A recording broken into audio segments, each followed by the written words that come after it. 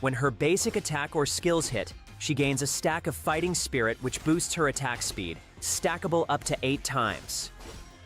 When Chicha is in her defense form, skill 1 is a crowd control and dash skill. Chicha carries the enemy along while dashing to a target direction, dealing damage to and launching enemies along her path. Skill 2 is a recovery skill. Chicha thrusts forward in the target direction, knocking enemies back and recovering her health. When Chicha is in her offense form, her skills will change. After casting skill 1, she dashes in a target direction, carrying enemies to her landing point and launching them. Skill 2 becomes a sweeping attack that deals damage, knocks back targets within range, and recovers her health.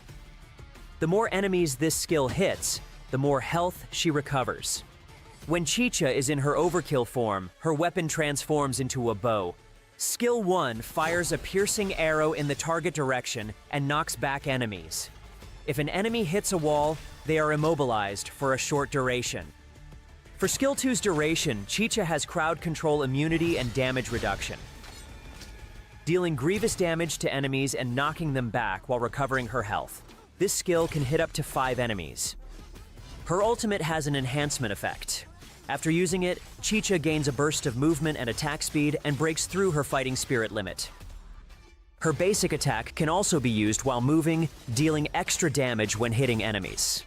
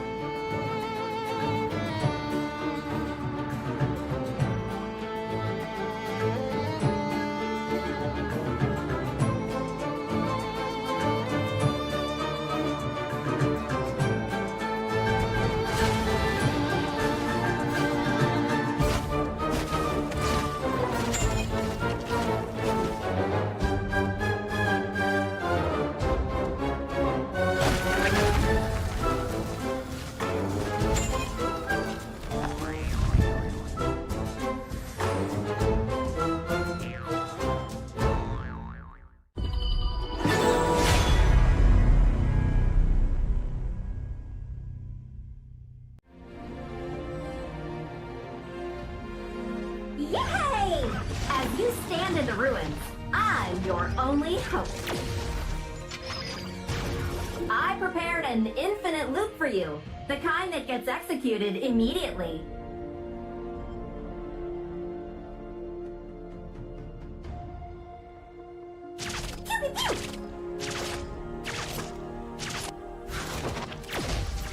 Oh yeah? Ha ha!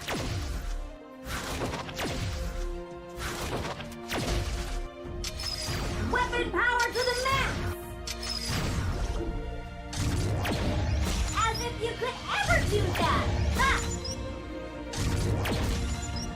And you thought you had me! Clear the way! Whew! That's tougher than it looks! The radiation seems to have caused irreversible damage to your brains. When you see a flash, that's the gunfire hitting you.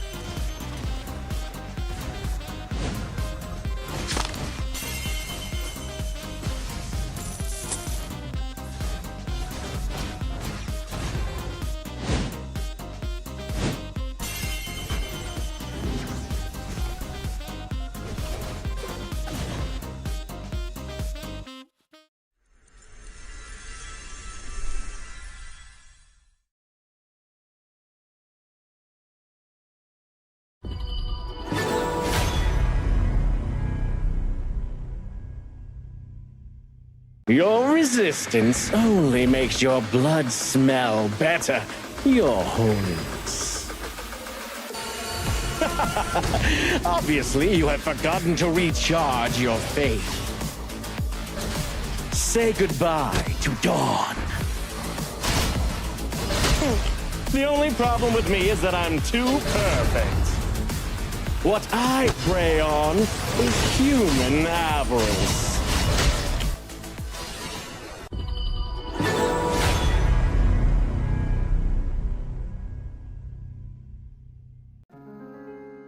Sorry, you were in my way.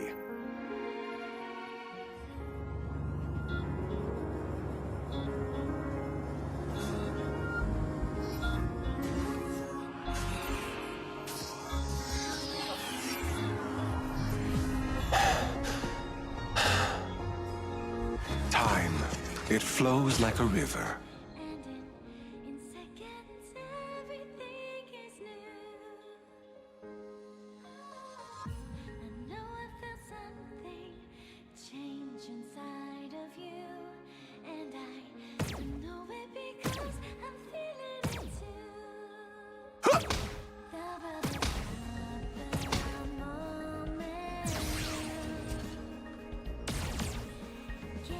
came into my eyes, lost in space and time,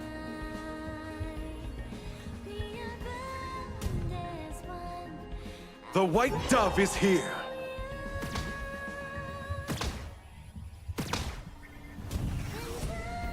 You're not the one I'm waiting for. A quill and some ink to seal time within the letters.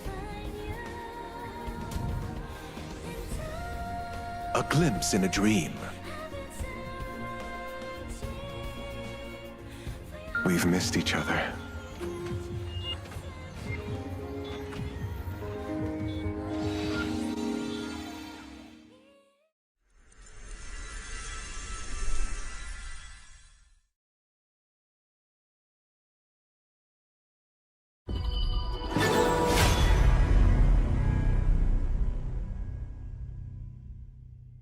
Hear the counsel of the ancients. We have all heard legendary stories of the great defenders known as the Warriors of Peace. That's us!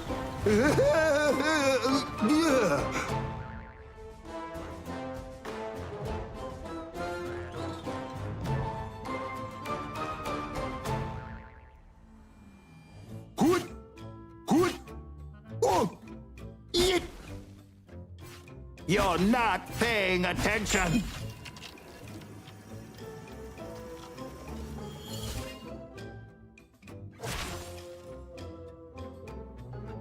Look me in the eyes! I'll only show you this once. Not paying attention in class? Sit next to me then. I'm not sure I can phrase a sentence simple enough for you to understand.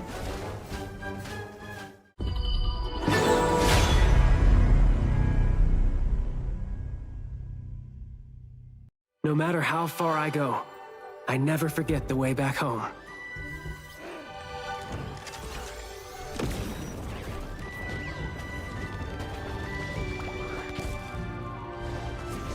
Home is wherever your family is.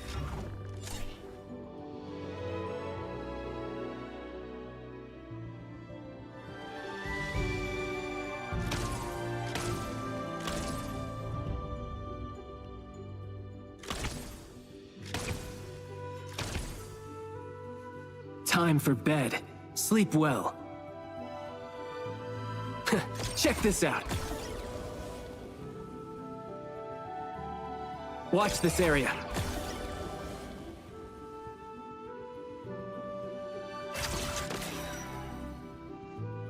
You're not getting away.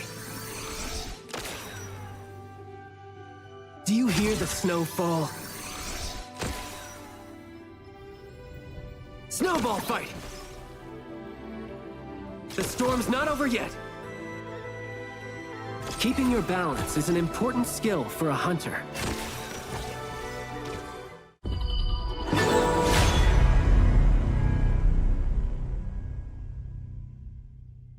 Legend tells of Chiyo, who forged weapons from metal: the bow, polearm, spear, dagger axe, and halberd. Today, his descendant hones 100 crafts. She commands the 5 weapons, shaking the heavens. Things no one in this world has ever done before? Is only because I, Chicha, haven't given it a try yet.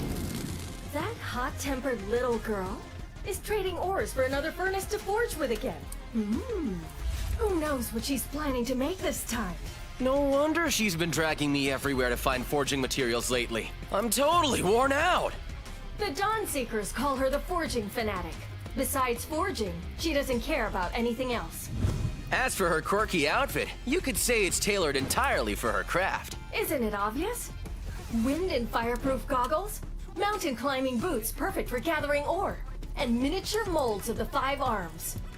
But the thing most worth mentioning is her weapon case. She reforged the cores of the 5 arms into that case, and poured an incredible amount of effort into it, and somehow, it turned into a divine weapon that can shift between multiple forms. I'll admit, this girl really does have talent. Each of the divine weapons forms is unique and extraordinary in its own way, and in her hands she swaps between them effortlessly, unleashing astonishing power. I've seen that bow myself. It left quite the impression. In a fight, she's definitely a worthy opponent. And when she summons all 5 arms together, she can ride them through the air, gaining overwhelming might. People who underestimate her because of her small stature have learned their lessons the hard way.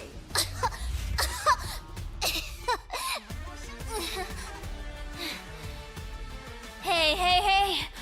You two over there sneakily whispering away again. If you're so free, why not help me find more ore? I'm already running low on forging materials. And you, Heaven Hound. Enough eating! Time to get going!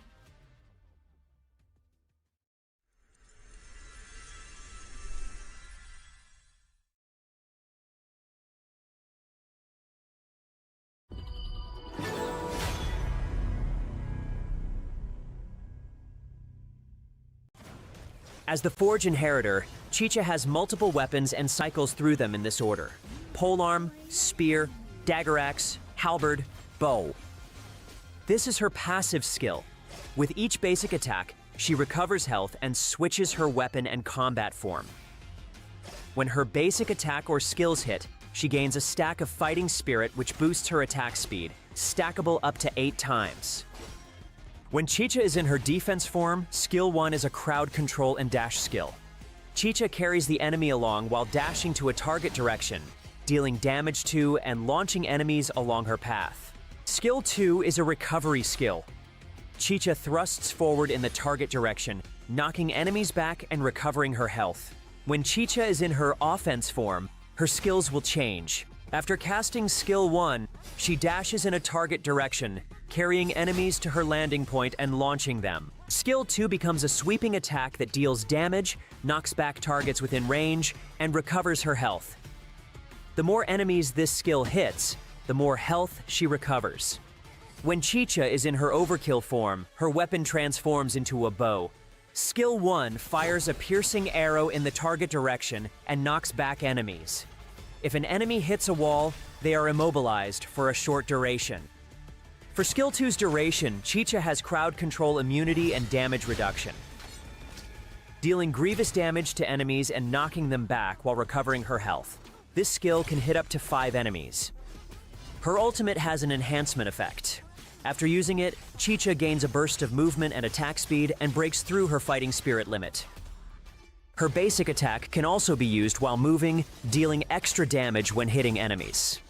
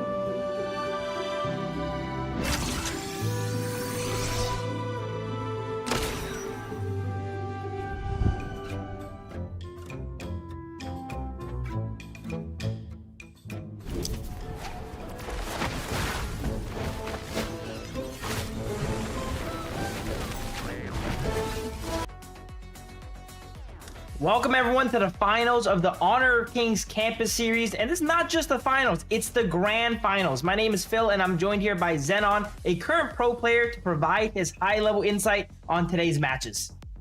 Hello again, I'm Zenon, and thank you again for the great introduction, Yomos, and I'm really excited to be watching with you the grand final today. Yeah, these games are going to be really exciting. Yesterday, we've seen the 4 teams we are going to see again today duke it out. But certain teams have solidified themselves as a cut above, right? We have WARLIMI and Maya Street going into the grand finals, whereas SFT and Very Good are going to be competing for that 3rd place. And this is what they're competing for here, a cash prize pool of 4,400 USD. And the difference between first and last is almost 3x. So you really want to go for that first. It's one of those tournaments where every jump in positioning gives you so much more cash prize. Here's a look at all the teams that are going to be playing today. We have WARLIMI, Maya Street there into the winners bracket, and then Very Good and SFT playing for 3rd place there. Yeah, we saw SFT against WARLIMI yesterday. I wouldn't say dominating, but I would say controlling the game. They got like 14 minutes maximum, but it really was a close game from Team SFT. Yeah, I think Warlim in their match definitely was a little bit more decisive, whereas in the second match of yesterday there, it was a bit of back and forth and very good, put up a very strong fight. They got one win there in the middle, and then it seemed a little bit more back and forthy. So it's going to be interesting to see who can go ahead and take down that third place for the first match today, which is SFT versus Very Good. We've seen SFT, they're an interesting squad to watch, right? They're using these a little bit more unconventional picks. They didn't see much success with it yesterday, but they got this far with them. So there had to be some success in the past, and we might see that again today. They were picking stuff like Alessio here, which was interesting, and Ying. These are some fan favorite heroes, some of my favorite heroes. Whereas Very Good seems to play a little bit more traditional with the meta. They tried to get the Lapu Lapu, and the game they got him, they actually had a really nice tank setup and won. So it's going to be a bit of a battle versus like the traditional meta versus kind of the comfort picks here for the third place match. Yeah, exactly. Yesterday we didn't expect one of the picks, which is Eren, and worked really well with Maya team. And it was 2-1 for Very, Very Good, but it was so unlucky they dropped to the third place and we're going to play against Team SFT. Yeah, that's why the games yesterday matter so much. Because even if you perform today, if you dropped yesterday, there's no chance to get first, unfortunately. You have to perform on both days, and that is what Warlim and Maya Street are going to go and attempt to do. That's going to be a very exciting match. I think Warlim coming into it are going to feel like a little bit of the favorites here because they did 2-0 everything, and they have dropped no matches yet, so they feel very undefeated. Whereas Maya Street, they've shown a little bit of crack in their resolve, were very good, I would say had a very good draft against them in that second match and actually ended up taking it. But speaking of matches, we're getting right into the matches here. Game one of today is starting immediately. We have Very Good versus SFT, and Very Good is going to be on the first pick for blue side here. Yeah, and today again, for all the teams playing against each other for the first time, but there is a little bit twist here. Yesterday probably they watched some of the games and trying to read the opponent. Yeah, absolutely. There's a little bit of homework that could be done now, right? You can see the teams on broadcast and see a little bit of how they play and how they pick. So they're not going into it blind now. Looking at the bans here, we have Dolia and Zhongfei being banned now. And once again, Very Good. They pick up their Lapu Lapu. We were just mentioning how they had success with it. So the one game they won yesterday was for Lapu Lapu. And SFT, maybe they didn't do enough homework because they let Very Good get the Lapu Lapu right off the bat. Yeah, and we see also the Fuzi pick. Also, Team SFT is known for Yang Jiang and the Fuzi pick. And we're going to see maybe the Shi like yesterday. Yeah, this time, as opposed to yesterday there, though, SFT, they're kind of pervy to the game plan of Very Good here now, right? They know they might potentially pick these tanky lineups here. But actually, no, they end up swapping it out. The good thing about the Lapu Lapu is you could build him in a tanky setup, but it could also work in this high mobility dive setup. Look at that first three picks from Very Good. Lapu Lapu, Pei, Mai. These are going to be a nightmare for the potential carries inside of SFT. Yeah, it's going to be hard for Team SFT with that enemy early game. You have Mai, you have the Tiger, you have the Lapu Lapu. It's really insane for roaming, but it's going to be really hard for SFT to control the game. Absolutely. These early game skirmishes are going to really dictate the game here. And Very Good is going to try to force these skirmishes. Whenever you play against just a Pei, you're going to see he's going to force all these weird kind of fights in the jungle when you're not ready while you're busy farming. Because that's what Pei does, right? On top of that, you throw in a Mai as well, too, which is known for roaming around and helping out their team and being mobile to be able to, jump into all these different fights. And SFT are going to kind of really be off their balance. How they navigate and, protect their jungle in this early game is going to kind of decide how the match goes. If they can kind of go even for the first 10 minutes of the game, I'd say their scaling is probably a little bit better, right, with the Futsu, which is a very, very strong side lane pick later on. But if they get kind of run over in the early game, I don't think they're going to have a chance to come back. Yeah, we see the Angela pick from Team SFT probably to counter the Mai. I would say Angela is a really good pick against Mai for the ambush, but if you have a hero like Lapu Lapu, you have someone ready to face check for you, so it's going to be hard catching the Mai. Absolutely, Lapu Lapu was able to give that Mai those resistances so that maybe when Angela does end up ambushing one of his allies there, they do not go down quite immediately. But the Angela pick is good that you bring that up. Angela just got buffed, so maybe it could see its way back into the meta here. We've seen a lot of the more underrated mid laners kind of come back to the meta, like the Xiao Xiao, no one was really expecting to come back. So maybe with the buffs here, Angela could definitely be very viable. Speaking of viable, another viable pick being picked up there with the Lady Sun and Charlotte. pretty staple meta picks to round it out here. And it looks like first game at SFT, they're not going too unconventional here. They have the Andrew, they have the Futsu, but those are kind of meta adjacent picks. They're kind of saving more of their comforts for either later games or they've deviated from that strategy. Yeah, exactly. The buff on the Angela first skill is going to help her a lot with the movement speed, with the wave clear. But we see the Charlotte pick, like yesterday, we saw the Lapu Lapu Charlotte, very tanky, very helpful on the side lane. And we see the Tiger Mai probably can do really well against the Ogren. Yeah, and Ogren, is good that you bring up Ogren here. I can't believe this is the first time we're seeing Ogren, right? Yesterday it got banned, like I think once or twice.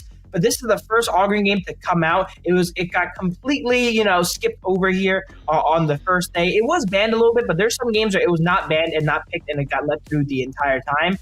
So Ogren is one of the most classic, tried and true competitive junglers here. When you think of Honor King's competitive jungle, I always personally think of like the Agudo, the Dune, and the Ogren. Those three were kind of the trio. But now with the latest patches and buffs and nerfs, there's a lot more variety in the jungle. There's a lot of things you can go ahead and do. And something like the Ogren, while it's not as ubiquitously good as it was back then, there are still situations in which it is good, as we see SFT pick it up here today.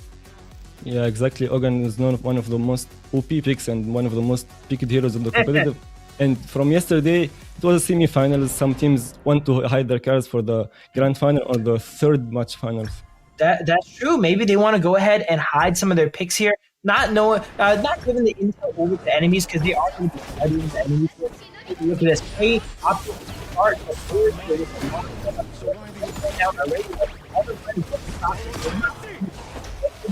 clear those boards out. Immediately clear those boards out. Just like that. Opponent. That's just how the pay matchup goes. Usually with the Ogren, you got to go ahead and try and steal something where no one's really looking at you to go ahead and get away with that. Yeah, exactly. We saw that a lot yesterday from the Tiger. If you have an advantage, you need to use it. You have a really good early game, you have to use it before you reach the late game. And we see also the Charlotte here and the Shan, which is very good for late game. So even if I think they drop a little bit in the early game, I think still fine. They can do even better in the late game. Yeah, I'm a big fan of when Ogren goes ahead and just gives away his boards and tries to steal the enemy boards, right? Because there's not much you can do. We've seen him try to defend it there, and Pei just kind of smites it right in front of him, right? It's better to go ahead and opt for an objective trade. Look at this, 3-man from the side of SFT protecting the Ogren there, trying to provide some pressure together as Mai is all around the map, as we predicted. Yeah, we all know the jungle usually control the rhythm of the game and he's the commander of the game. So slowing the jungle will help a lot of the macro for you. Absolutely. Let's see what happens here going down mid. Lapu Lapu trying to apply some pressure with that skill 1. If you guys didn't know, he's one of the newer heroes. The skill 1, you can tap it for a slash, but if you go ahead and charge it up, he throws down his sword and provides damage over time on the sword's location right there. You see right on the ground here. And if he picks up again, like he just did there, it goes ahead and slashes up. Beautiful first blood for the side of Very Good. Yeah, it's very hard to play Ogre when you play against high mobility heroes. It's really hard to use your ult and hit. You need to use your ult to get the life steal, but it's really hard when you have a play against Tiger or Mai, very high mobility heroes. Yeah, you need some items to go ahead and get rolling there on the Ogren, right? Usually at the Blood Rage, at the Eye of the Phoenix is when he starts coming online. Early game doesn't really have that yet, but he will come down here with the Conductor of Souls onto 2, it looks like, and he actually catches the Lapu Lapu. They are punishing the side of Very Good for overextending in their jungle here. As the fight continues, they go over the pit here, and it looks like they want more off the back of those 2 kills. They're going to go ahead and try to secure the Azir Golem here. But wait, are they going to make the same mistake that Very Good just made here as they're really low inside the jungle of Very Good? Yeah, we saw that a lot yesterday. You try to use your advantage, you try to use your early game strong heroes, but sometimes if you overextend, you're going to be punished for it, and you gotta play safe sometimes.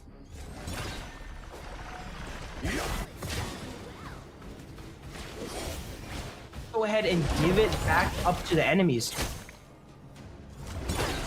Here we go, we're back into the mid lane here. Really cheated early game there, right? Lots of back and forth, but it seems like there's a bit of a... Oh, I say that as they are going for more fights. Usually after a big fight like that, both teams back up and farm back up, and there's a bit of a calm, but there's just constant action here between Very Good and SFT. Yeah, we saw this also yesterday. Even though they get more kills, they're still losing by gold. That's the way when you play against someone like Tiger, some hero that roam really fast, and you have Charlotte in the Clash lane. We know Charlotte is very famous hero for countering the Fuzi, and we're gonna see a 1v1, maybe a kill. Yeah, close there. Charlotte and the Futsu are gonna be great watches later on into the game because they're both going for that same goal. They want to split push. They want to be in the side lanes and push these towers down. First Tyrant comes up. This one usually dictates the game. A lot of teams we saw that got the first Tyrant end up winning, and Very Good actually ends up getting the first Tyrant there off of the back of the pay. SFT knows that they are a little bit weaker there. They don't even contest it here. And speaking of weak, look at this. Futsu's under tower, 1 HP here, tries to get the heal, not quite enough pay, walks up with just 1 auto attack. Ogren too little too late as he comes up here with the Path of Passage and does not quite make it on time to assist the Futsu. Yeah, it's hard to play Fuzi against Charlotte, and Charlotte known all for like her high DPS. You can keep chasing. Fuzi known for like reducing the damage, but Charlotte have some draw damage, she have some CC immune, so it's really hard to play the game against her on the side lane. Absolutely. Once you have these winning lanes, as a pay player, you must love it when your teammates have these winning lanes, right? You can just walk up top, look what pay did. It's like, all right, the Charlotte's like, I set up Futsu for you right under tower. Here you go. Having some meat to feed the tiger. He just walks up, 1 auto attack, gets himself a kill and a head just like that. We see a tower getting traded here in the bottom side as well from Very Good. And this game too, Very Good is really steamrolling in the tempo, it looks like, as they're up almost 3,000 gold now against SFT. Yeah, they're trying to play for the Shano. He's the real carry in the late game, so they're trying to give him some gold. They're trying to get some towers. You know, that's the most source of gold in the mid game, I would say. So that's the best way to play now. Give the Charlotte to the Fuzi in the side lane and just give all the gold to the Shano. Absolutely. And then Mai gets a pick. We don't even see it was off screen there, but Mai gets a pick on the Angel out of nowhere. And VGD's tempo just keeps on going here. Futsu does end up getting a tower. You know, they kind of left him alone there. And you know what happens when you leave a Futsu alone? He goes and you know, just whacks down a tower. But Charlotte is now here for a bit of revenge here as she brings her partner Pei here as well. Futsu should be going down here in 2v1. He doesn't go down for nothing. He did get that tower, which gets his team a little bit global gold. But it is still, the scales are still firmly in VGD's favor currently. Yeah, Team Very Good didn't mind losing the Flash Tower since they're gonna trade it with the mid tower and the bot lane. So, you know, mid tower gonna open a lot for the game, for the vision, for everything, and it's gonna make it easier for you to invade.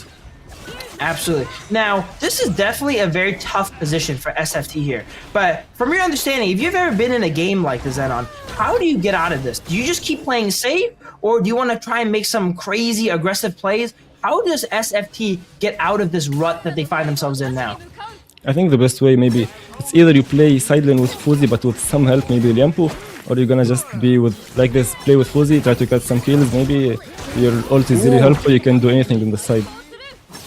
Yeah, they're in a tough spot right here where VGD knows exactly where they're at, right? So they're able to send members accordingly here and take these like favorable fights up. They're already ahead, 5,000 gold. And on top of that, all the fights you're taking, look at this, is a 4v2, 3v2, right? On top of their gold advantage. So SFT can't really break out of base here, it seems like. Whereas maybe send someone into that bottom lane to get them a bit of gold because no one's really down there right now. Yeah, it looks like maybe they're playing this heroes first time for... They have the Fuzi pick, they have the Angela pick, they can do some combo wombos, maybe they have the Liampu, could be a good frontline, they have the Lady Sun with a high burst damage, so they should try to get a good fight. Yeah, that is actually a good combo you bring up there, that pick potential, right? Futsu is able to land that ultimate on someone. They're kind of a sitting duck for Angela's Blazing Brilliance there to melt them down, but we've yet to really see that combination come to fruition. SFT has a good amount of wombo to them. Lianko and the Ogren is another household classic, but they're not really comboing their picks yet as Charlotte goes ahead and runs down the Futsu once again. Once Charlotte gets ahead, it's one of those heroes that has so much mobility that you can't really escape it. Even with, you know, what some might consider to be a good split pushing hero like the Futsu, Charlotte just absolutely runs him down. Yeah, sometimes it's not about the mechanical skill, sometimes it's also about the draft. So if you have a pick like this, Fuzi on the side lane, you need to understand that you can't play the lane against Charlotte. Just try to get some help maybe from your jungle, from your support. Yeah, absolutely. We've seen a lot of that happening yesterday, right? When some of these unfavorable, oh my god, look at the Charlotte here in the backline, absolutely diving through 3 members of SFT to take out Lady Sun through and under a tier 2 tower. Once again, Charlotte is just one of those here we were just mentioning. You cannot escape. And that goes true even if you're under tower. Charlotte will just dive right through those towers, and they are still going here. This could potentially be an under 10-minute game here, as Very Good looks to set the pace for today. It's almost a team wipe. Everyone but Futsu goes down. They're onto the crystal. They do not have any minions or vanguards to make it vulnerable, though, so they have to rotate down to the bottom tier 2. But that is another high ground down. 9 minutes in the game. It's 11-2. VGD's looking to end out the game right now. Yeah, it could be today the quickest tournament in the tournament, not even for today and yesterday. And we saw... Wow. Yeah, nice game. That was it. Absolutely. Now that is a masterclass in Pei, ending the game under 10 minutes while Pei is still in his peak power band there, not giving the enemies really a chance to respond to that. SFT, I think their mistake that game was they kind of played into Very Good's win condition, right? They tried taking all these small fights against Very Good there, which is not what you want to do against a Pei and Mai. They love and excel in these small skirmishes. That's why we saw them win those skirmishes so many times. There was one time where SFT caught them in their jungle and they got a double kill, but they kind of overextended and made the same mistake that Very Good made and gave it kind of right back to the enemies there as they tried to capitalize off that, go towards the Azure Golem, noticed that they didn't have enough time and give those kills right back away. Yeah, and we saw the Charlotte against Fuzzy. She played a little bit safe early game. She can do anything before level 4, but after level 4, she can just dominate the Fuzzy, and her team was doing good already. The Mai, the Pei was controlling the game, and so just played comfortably. Every time you see the Fuzzy, you can just fight him. Absolutely. And we don't see Mai too often, but look what happens when the Mai comes out there. SS404, beautiful performance from the mid laner of Very Good here, showing how you play mid. Use all throughout the map, assassinating targets, got some solo kills on his laner as well too. Very, very impressive gameplay. But it's good that you bring up the Futsu and the Charlotte matchup. Yesterday, we've seen a lot when these teams identified that their Clash laner is in a disadvantage 1v1. They usually send up something like the support, right? Get the Liang Po in the bush and provide a little bit of pressure early game to give the Futsu or the weaker matchup, right, some breathing room. But we didn't see it today. And look what happens, right? Futsu, as Zenon mentions here, is a bit weaker in the 1v1. And giving Charlotte that 1v1 is exactly what she wants to do, and they didn't give him enough pressure there, and she was just able to snowball. And we saw in the mid to late game how powerful that Charlotte was, able to catch out the Futsu and dispatch him, as well as dive and execute key targets in these fights. Yeah, exactly. If you have a pick like Fuzzy and you play against counter pick, you can just ask for some help. It can be anyone, could be Lady Sun, could be Ogan. You just need some damage to kill the Charlotte. And it looks like Team SFT started the very good team, but not very well. Maybe they banned the Shi, they banned the Renji from yesterday. They forget the Charlotte pick, they forget the Lapu pick, which did really good this game. Absolutely, and we know that there are picks that Very Good like playing, right? Because they've played them yesterday and they had success on them as well too. But Zenon, that's a great point. Sometimes on our Kings, it's a team game. You gotta ask for help, okay? Even if I'm in a good matchup when I'm playing Clash Lane, as a Clash Lane player myself, I will always ask my jungler for help. I could always use some more help. I can always get ahead even more. I love asking for ganks there to propel myself so I can, carry the game later on, right? And especially in a bad matchup like this, I'll be the first one to be crying in the chat, please help me, I can't play against this guy, all right? To get some of those ganks out, because that's what happens. Look what happens when you're a bad matchup and they force you to 1v1 it. It's going to be really, really rough, especially when a Pei scoops down, scoops over every now and then and applies some autos to you under tower. It's really hard to play. Yeah, especially when you play side lane. When you play Clash lane, usually you need some help. Even if you're winning the lane, you need someone to take the vision for you. Usually it's going to be support or jungle, just take vision, because the enemy can group at any time and your priority is taking the wave in the towers.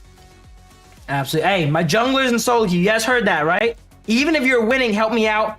But from what Zenon said, if you're not winning, help them out too. Help out your Clash laners, guys, all right? All right, it's lonely up there. Usually it's a 1v1. Someone is winning, someone is losing. It could be a great spot for action. Speaking of action, we got some more action coming up here today. Here's a look at the brackets here. Very Good taking the first game versus SFT. And I dare say that was a very decisive one too, right? That one really set the pace. They're saying, hey, we're here to play. We can't get that first, unfortunately, anymore, but we're going to minimum at least get that third here with the just initial momentous game there in that game one with Pei. Yeah, and we still don't know. Maybe SFT gave them one of the most comfortable picks because they may be playing for the second game. They already banned the Shia, they already banned the Direnji, and now they can't use the Lapu Lapu, they can't use the Charlotte. Maybe we're gonna see some Dharma against Fatih matchup like yesterday. Maybe we're gonna see some Ying, some Fade. We all know SFT is very comfortable playing Fade with the tanky support like Liampo or Zhangfei. So we're gonna see.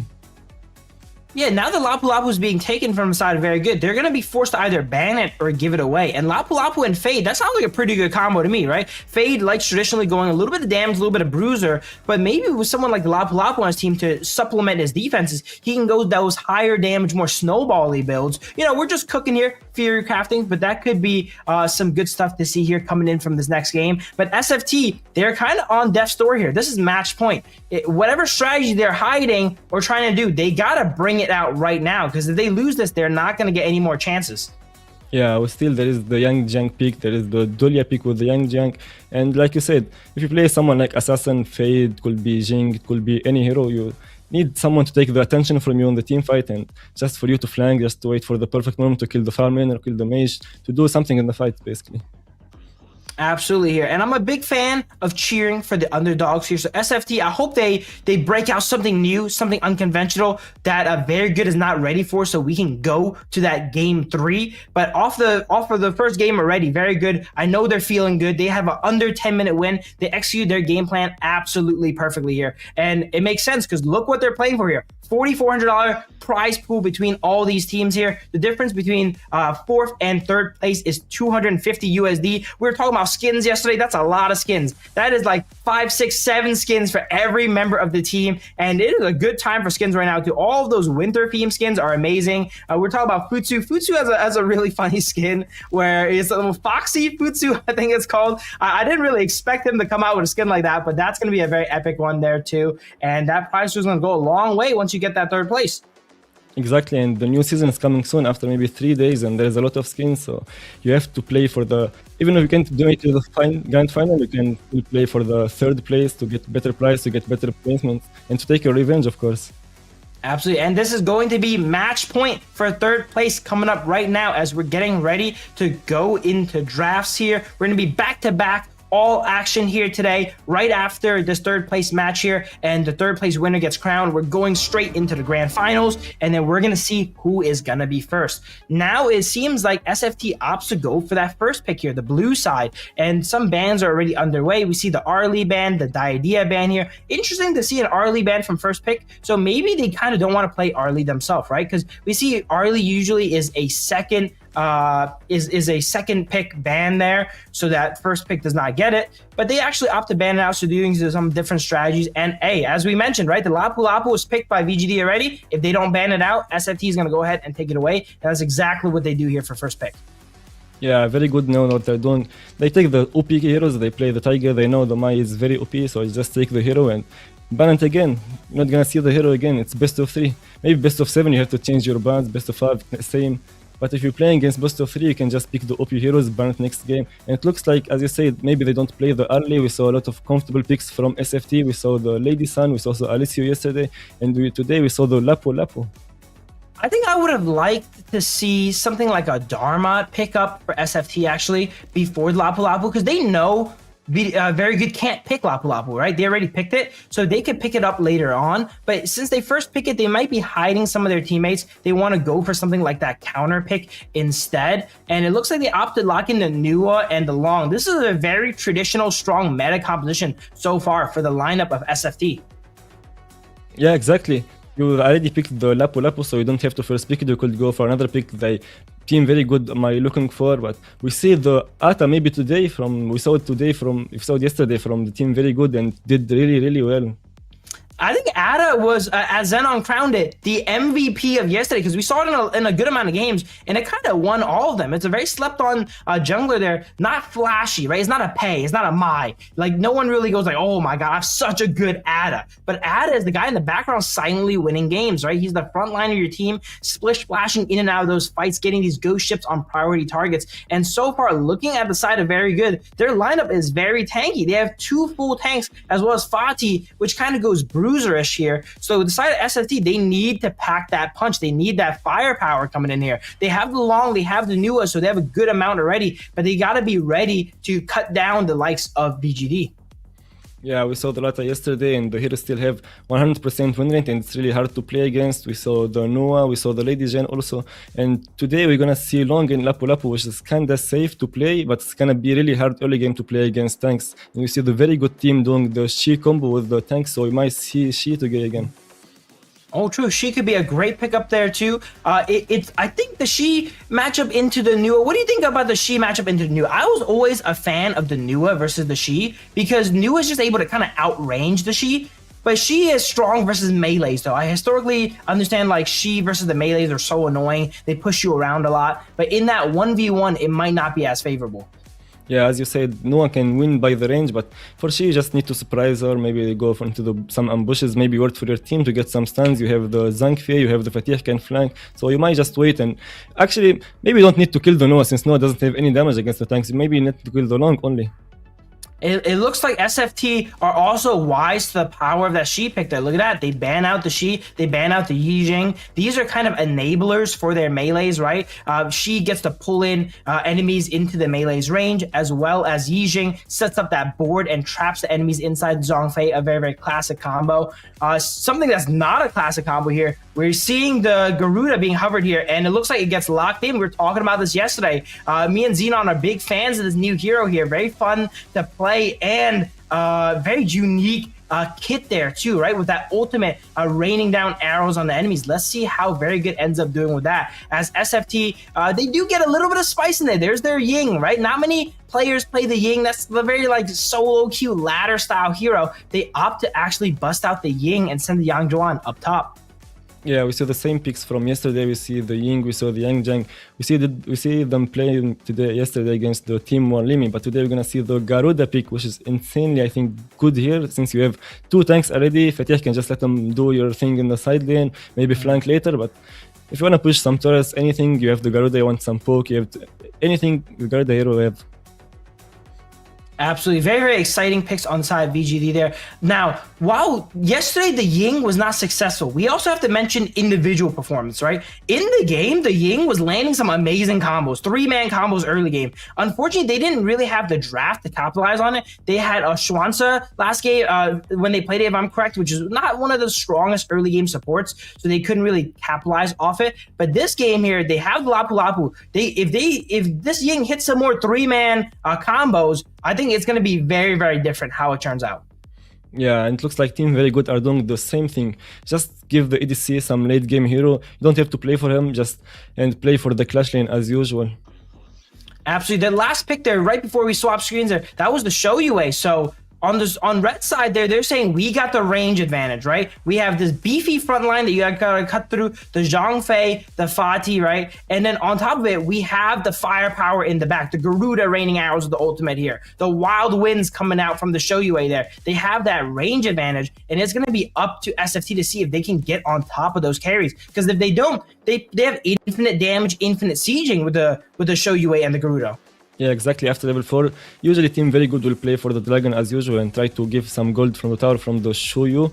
And later on, you're gonna see the Shoyu first in some bushes, so it's gonna be a little bit helpful for the Garuda to play more safe and to get more vision. Absolutely, and they can get a lot of vision there to show you skill 1, right? Being able to set down those little vision kind of cameras depending on the skin you have on them there. But here we go, we see some action coming out, right? Fatih versus Yang Zhuan in the Clash lane. Both laners trading a bit of health already. And it looks like they got some fun minion skins there too. What minions are those? Those are like some green soldier guys on the side of SFT. That's pretty interesting here as they go ahead and clear up on some jungle now. Yeah, that was the minions from the skins from the HoK and all the skins.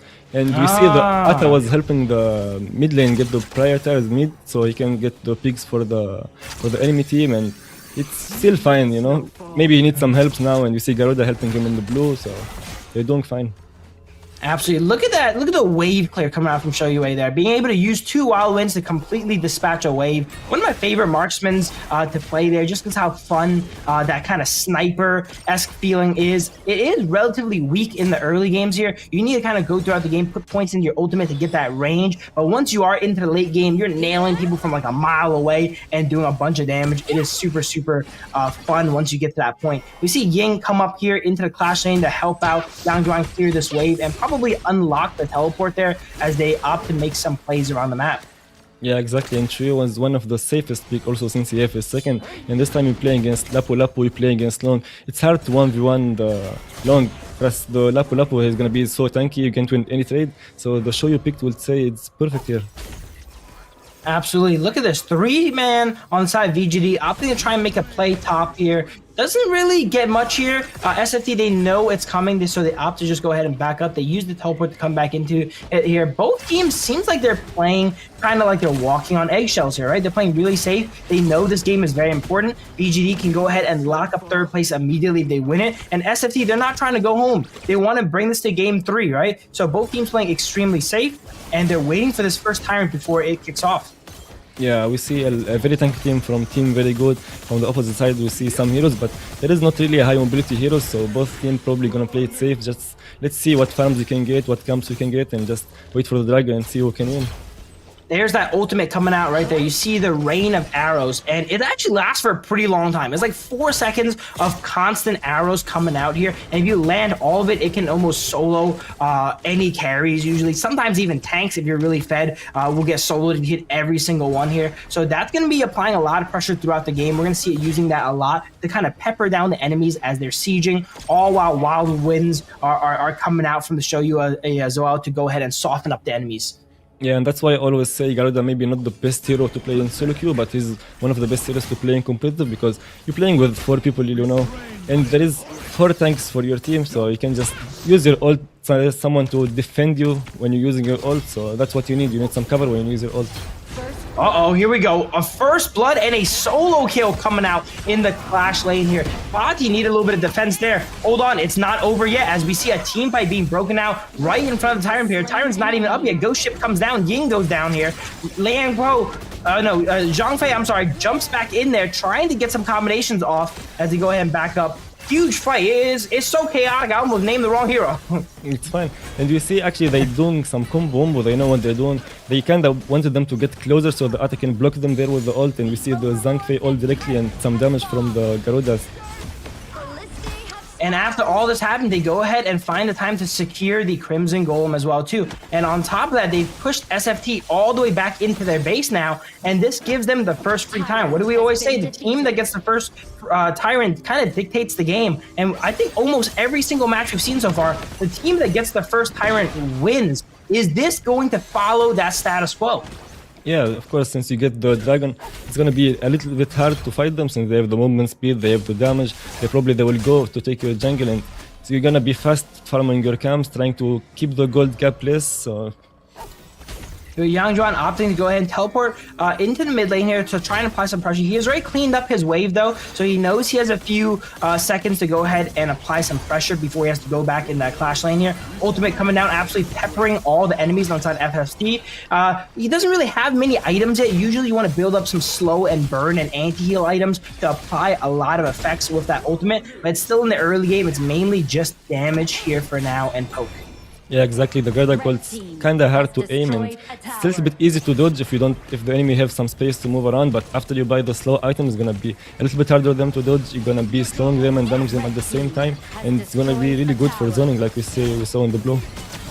For sure. Now it's Fatih's turn to go ahead and roam out and help out team. Wow, beautiful skill 1 onto 2 there, knocking up 2. Gets Ying controlled up and goes down. And look at that. The rain of arrows under tower takes them out. It is all-out war here in the red side zone for SFT here. Both sides have casualties, but a lot more on the side of SFT as 4 are down for them here. Nua is the only one left, forced to try their best to go ahead and defend as she almost actually goes down to the Shoyu for a clean ace as well too. She is forced to retreat all the way back in the base. She can't even wave clear behind her tower because Shoyu is able to land those snipes on her. Yeah, exactly. We're seeing the same combo wombo that happened in the red buff. The Ata ult and the Zhang ult, they wanna be all close to the tower, and Ata's just gonna do his thing, just stun. The Garuda have some space to ult.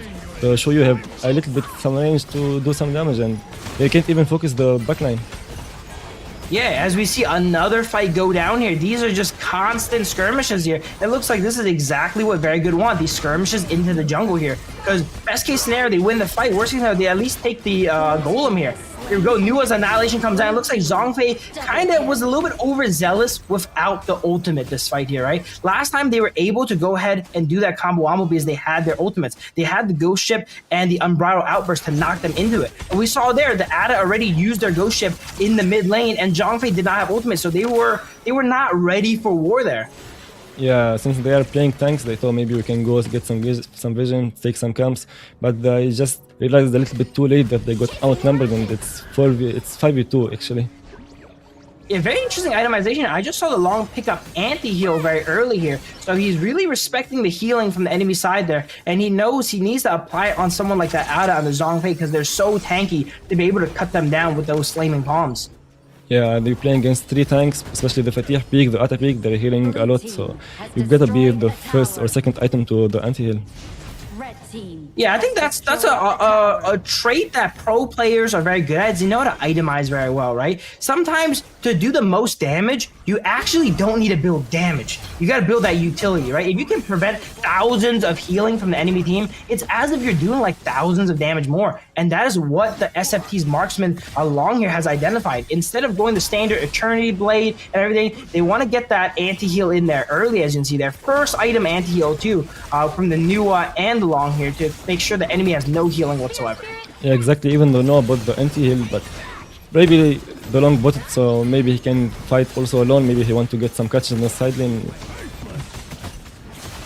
For sure here. It looks like VGD definitely not as strong as that game one, right? They don't have the pay anymore. They're not able to end the game out in under 10 minutes. 8 minutes in already. SFT is pretty confidently behind here. Oh my god, look at this. Fatih coming in with the ultimate here and applying a lot of pressure on the side of SFT in their jungle here. But once again, they're up 4,000 or 5,000 gold almost, and they're able to just nail down these towers. While we're seeing all this action go down, Shoyu is just, you know, slowly picking away at these towers, scaling up in case his team needs him in the late game.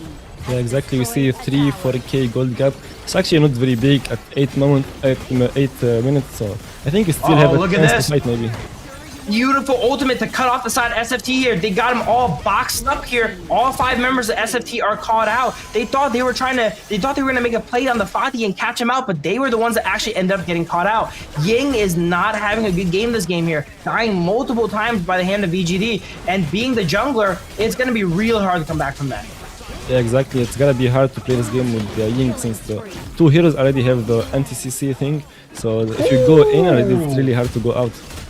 Oh, look at this fight here. They are trying, SFT is trying their best to go ahead and come back from this, but they're just down so much gold. Look at those arrows absolutely prodding them under tower. And that's what we were talking about from the Garuda. He's able to apply that pressure and consistent DPS from such a long ways away here. Fatih ends up getting away on 1 HP there. SFT really needed that shutdown. They need something right now. They're down 4 kills and they are down almost 7,000 gold here. They need a kind of miracle pick, a big shutdown to get back into this game right now. Yeah, it's gonna be really hard from the side of SFT, and they're losing a lot of gold now since they lost the mid tower, and it's really hard to fight against the very good team since they have Garuda, they have the Shoyu. Shoyu most of the time is invisible, just hitting you from range. The Garuda just ulting from range also, so you're gonna be only seeing the tanks.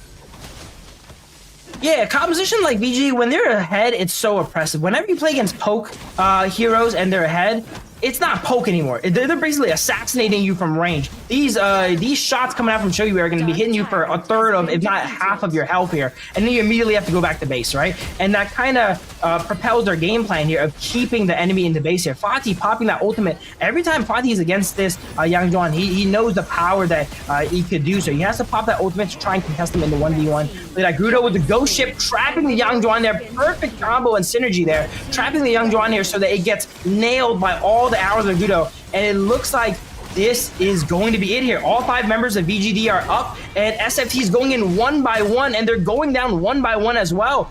very decisive game 2 here for VGD as they go ahead and lock up their 3rd place spot here in the Grand Finals. Yeah, what an insane combo, what an insane strategy they play. 2 tanks, the attack will help them zone the enemy, just putting them in some space, and the Goida just ult. You have the Zangfi to cover the farm lane. Fetih can just take his time, he can just flank, he can just play in the side, and they can just win the fights. I'm going to call this a shooting a fish in the barrel style composition, right? The Ada setting up that ghost ship there allows Zhang Fei to push them into that ship if they want to, or it kind of traps the enemies to get sniped by the Shoyue and the Garuda too, right? So they have a really interesting synergy, not something you think about too often, the Zhang Fei and the Ada, but that's actually a great double tank synergy there to be able to control the enemies for so long. Yeah, exactly. When we saw the game from Team Very Good, the game before this, we saw the Mai, we saw the Tiger. They have some heroes to control the early game, but if we look at the team comp of SFT, they have the Noah, they have the Long, they have the Ying. Ying is kind of fine early game, but still you need really strong early game to at least to make it to the late game. Absolutely. I think the difference there in Very Good versus SFT is that number one, their execution is at a little bit of a higher level, but also their teams really make sense. They have a lot of synergies. These heroes, not only are they good on the heroes themselves are good with each other as well. Whereas you see SFT's lineups, they're a little bit more all over the place, right? There's not very clear synergy between their current lineup here you're looking at now. They just picked, like very strong individual heroes, and they try to make it work, which is a strategy as well too, but unfortunately it came up short here in the Grand Finals. But that is going to be our first match of today there. SFT versus Very Good. Very Good pretty clearly taking that 3rd place spot there and getting that nice bump up there in the team cash prize. But SFT is not walking away with nothing. They still take home over 600 USD team cash prize there, which is amazing. All the teams in this circuit here are winners, but there could only be one that is going to be the very best. We're going to go right in the break here. Don't go anywhere. Stay tuned. When we come back, we're going to see the Grand Finals. Also, exclamation point giveaway in chat so you guys get some winnings as well too, right?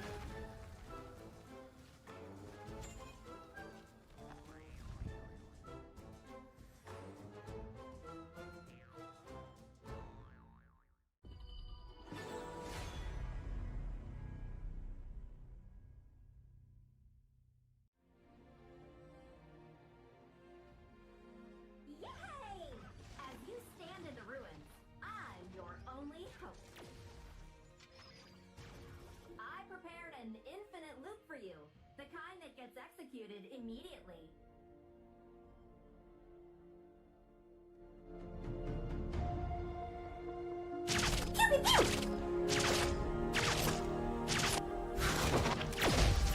Oh yeah? Ha ha!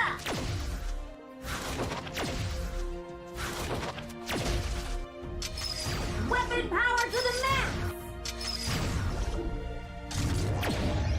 If you could ever do that! Ha!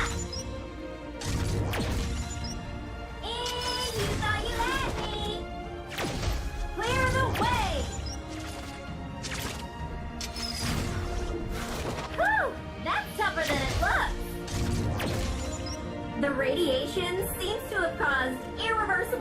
damage to your brains.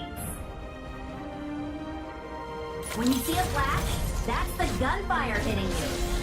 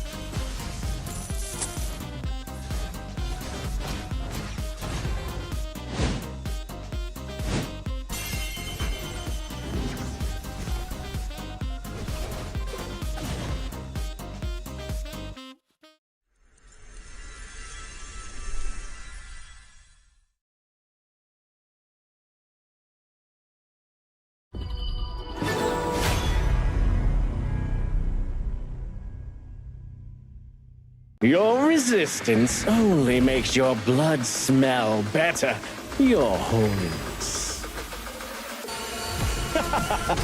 Obviously, you have forgotten to recharge your faith. Say goodbye to Dawn. The only problem with me is that I'm too perfect.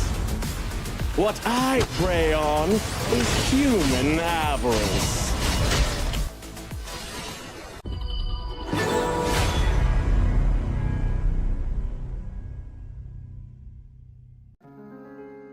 Sorry, you were in my way.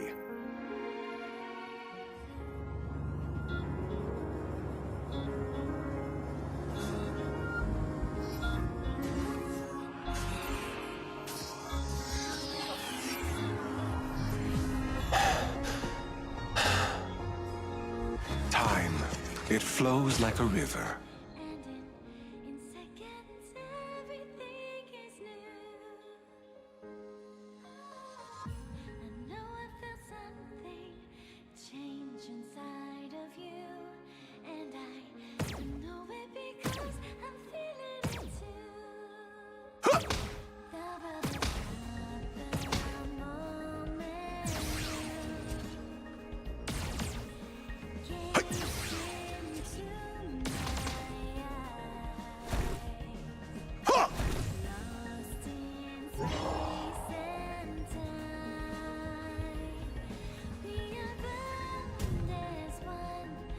The white dove is here.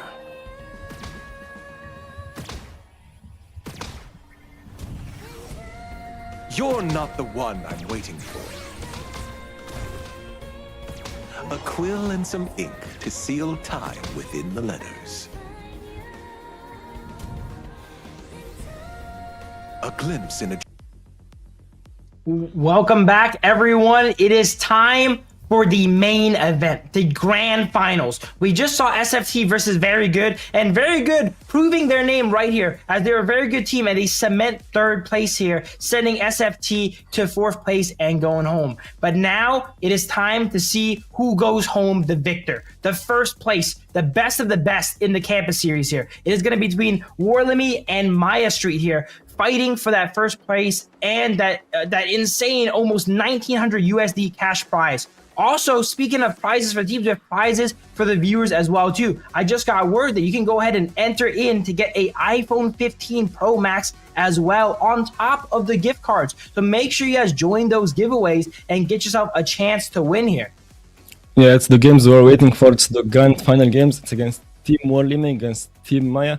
The two teams qualified from the first qualifier, losing almost no games. Team WARLIMI is more known for like flexible picks. We saw yesterday they usually like to get the red side and go for the counter picks. Absolutely. And WARLIMI is going to be our only representative from the United Kingdom here. The other 3 teams are from Italy. So it's going to be interesting to see if their play style is a little bit different based on their region or not, or they have a different style. It's always interesting to see how different players from different regions go ahead and play here. But this is going to be the finals here coming up. We see the bracket is completely flushed out. It says 3rd place to be determined, but it has been determined. All right, it is very good there in that 3rd place spot now. And now we need to see who is going to be crowned the champions. Yeah, exactly. And probably we saw some picks from yesterday, but I would assume both teams are waiting for the grand final to show us the real picks. Yeah, you always got to keep, a few cards up your sleeve, right? For the final moments here, for the best moments to go ahead and break them out. If there was something that you've been testing that you want to kind of try out and surprise anybody with, now is going to be the time. It is, once again, a best of 3. So these are going to be some quick games. You kind of can't pull any punches and hide your picks or, play for a draft strategy in the best of 5s, best of 7s. These are going to be best of 3s. You're going to need to win every single game, and every single game matters. Yeah, we saw actually a lot of interesting pick yesterday. We saw some Gugudzu pick from Team WARLIMI in the second game, and we saw some Eren pick from Maya. Yeah, and it worked out too, right? Both of these interesting picks actually work out. When you're a high-level team, you know exactly what all the strong picks are, right? But what separates a good team from a great team is you have to also know when to use these, weaker picks, weaker in general picks. But in this perfect situation, it's actually really strong, right? And we saw that come out from both these teams here, using these more off-meta picks and getting large success with them. Yeah, and both teams, we saw them contest yesterday, the Fatih, they contesting both the Dharma, and we know like the Dharma-Fatih matchup is, we're going to see almost every game, and we're going to see maybe the Nizha and the Yang Jiang jungle, maybe we're going to see some Arlie, some Marco Polo, and maybe we see the Eren again today.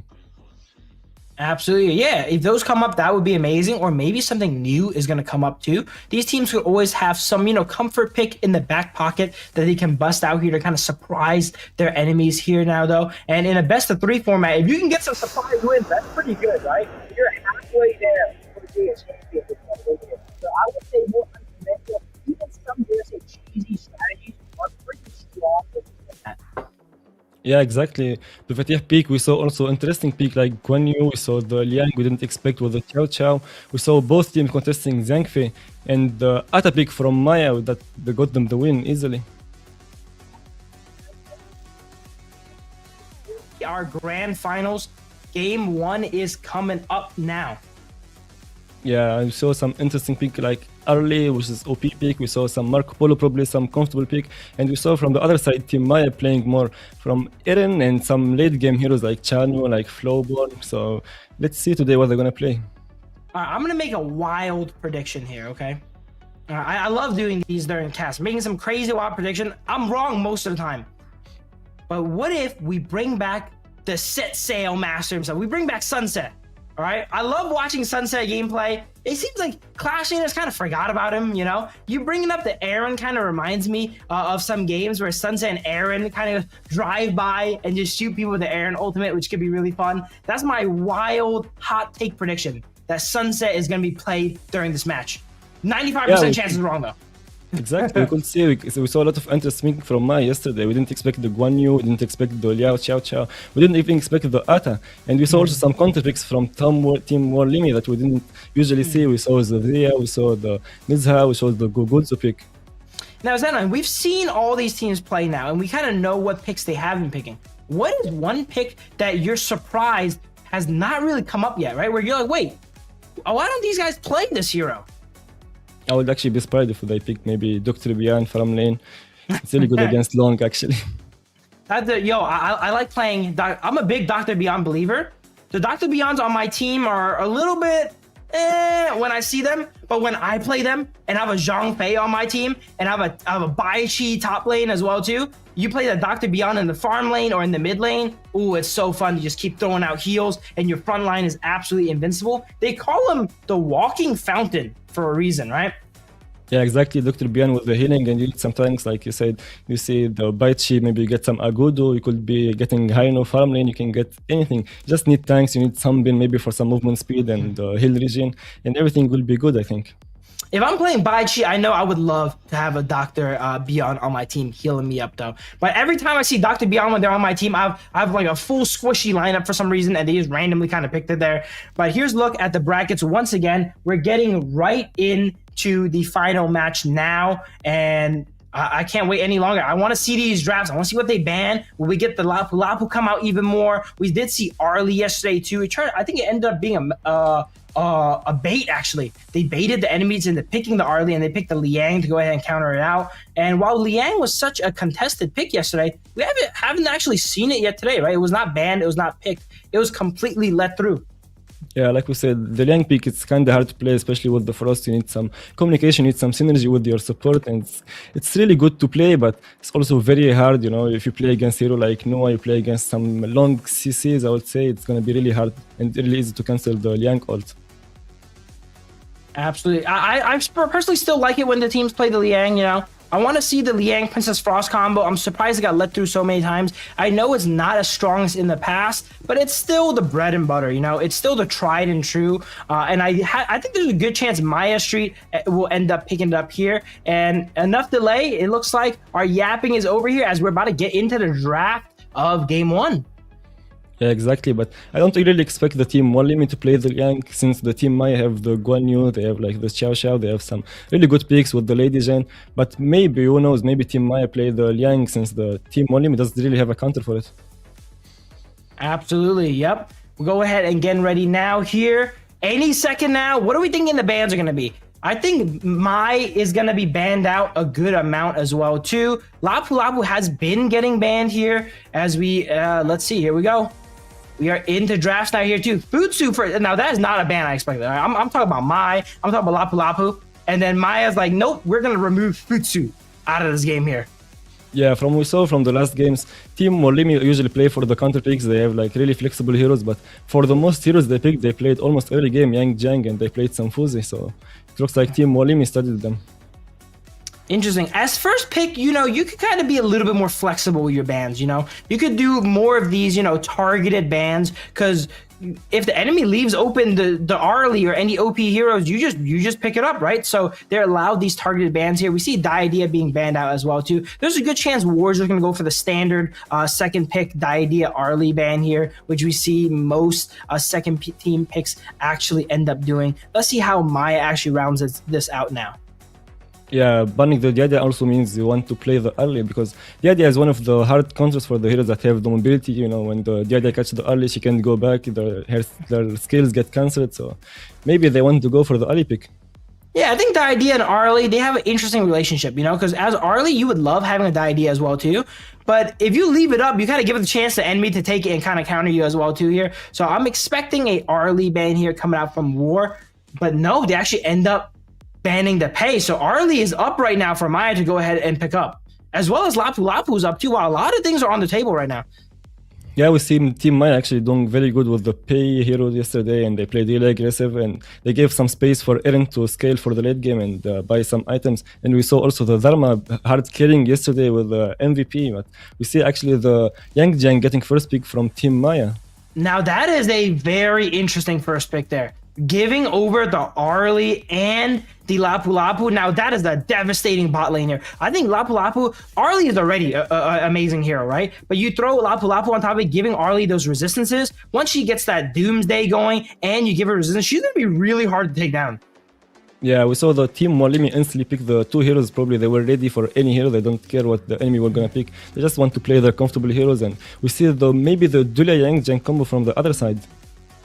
Yeah, we talked a lot about this Dulia Yang Jiang combo, but I don't think many teams have really executed on it as well as the Fury, right? Like the idea is you kind of play it like a Kaiser, Dolia, right? Give them that massive reset. But we've seen Dolias kind of get caught. And if you catch out the Dolia, they're not able to get that perfect reset off. They're forced to kind of burn everything to try and keep themselves alive.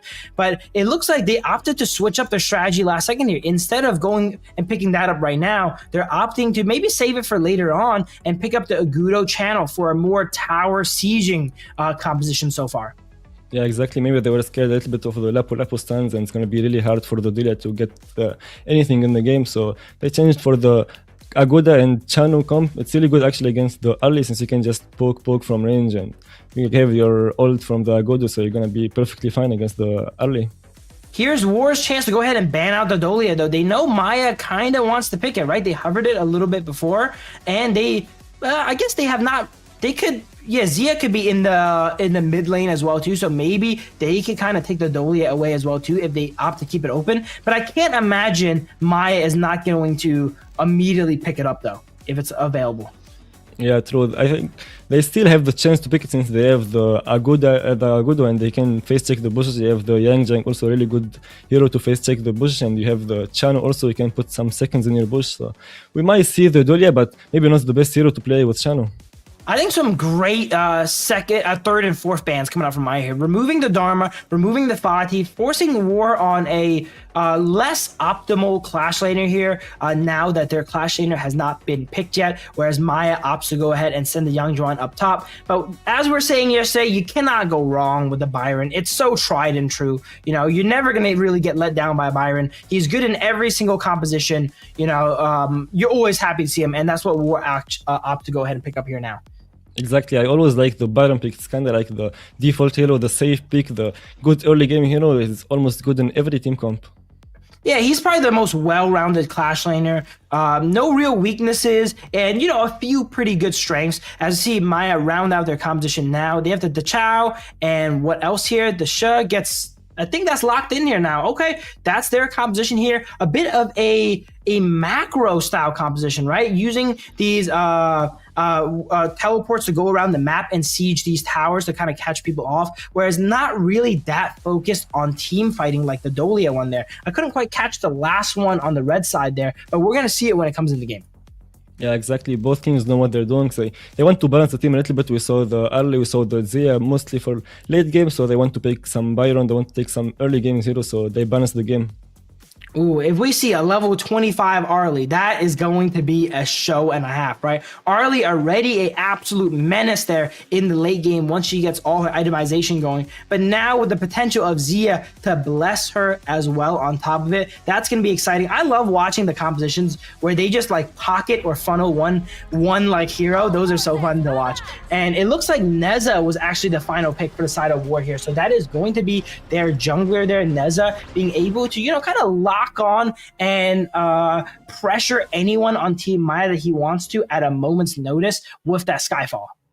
Yeah, and Neza actually a really good pick here since he's playing against four ranged heroes. So if you close the gap with Neza, they really can do anything against you since they're not melee, they don't have dashes, so you're gonna be comfortable playing this game. It is going to be important to see how Neza's dive and Lapu Lapu combo up, because if he's kind of the only one in there, they can easily dispatch him there without the support of Lapu Lapu to keep him kind of alive and to control the enemies there. Yeah, and the Neza pick's really good also since they're playing against the Dachau, so even if Dachau ult, you will never expect the Neza to follow up also on the enemy team. Yeah, you can kind of teleport away, and then Neza's like, nope, I'm going to still follow you anyway, right? I'm going to follow you through the map there. And look at it, Zia getting dropped really low already from the shot. We didn't really see what happened there, but it's a bit dangerous for Zia here. He's going to go back and wave clear. Again, Zia not known for his early game, the exact opposite, actually. And we're seeing him getting punished a bit so far. Yeah, and you saw Ali maybe played a little bit aggressive there, and he got gave them the first blood. Maybe he got second Dachau combo, maybe. Absolutely. Look, what was he fishing there? It looks like he was fishing something else. I love that skin, by the way. The Zia fisherman skin. It is actually so perfect. It fits the hero amazingly there. Lapu Lapu throwing out some swords here. Good amount of action all throughout the map there. And wow, look at it. We look away for 1 second, and Chano gets taken out by the Arlie there. Usually Chano is a good kind of like neutralizer for Arlie, but not this game, it seems like. Yeah, after getting first blood, the Arlie just came back and went to take the revenge since he was full HP and the Chano didn't reset yet. The Dachau already left him with the teleport, so... Yeah, you gotta go ahead and respect the enemy's back timings there, right? Coming back there. I think Zia actually was the one that went down there. So Maya leading the game here 2-1, which is kind of unexpected because of how well War did yesterday. I thought they would be, you know, taking the wheel here at the start, but it seems like it's actually Maya here flipping the script on them.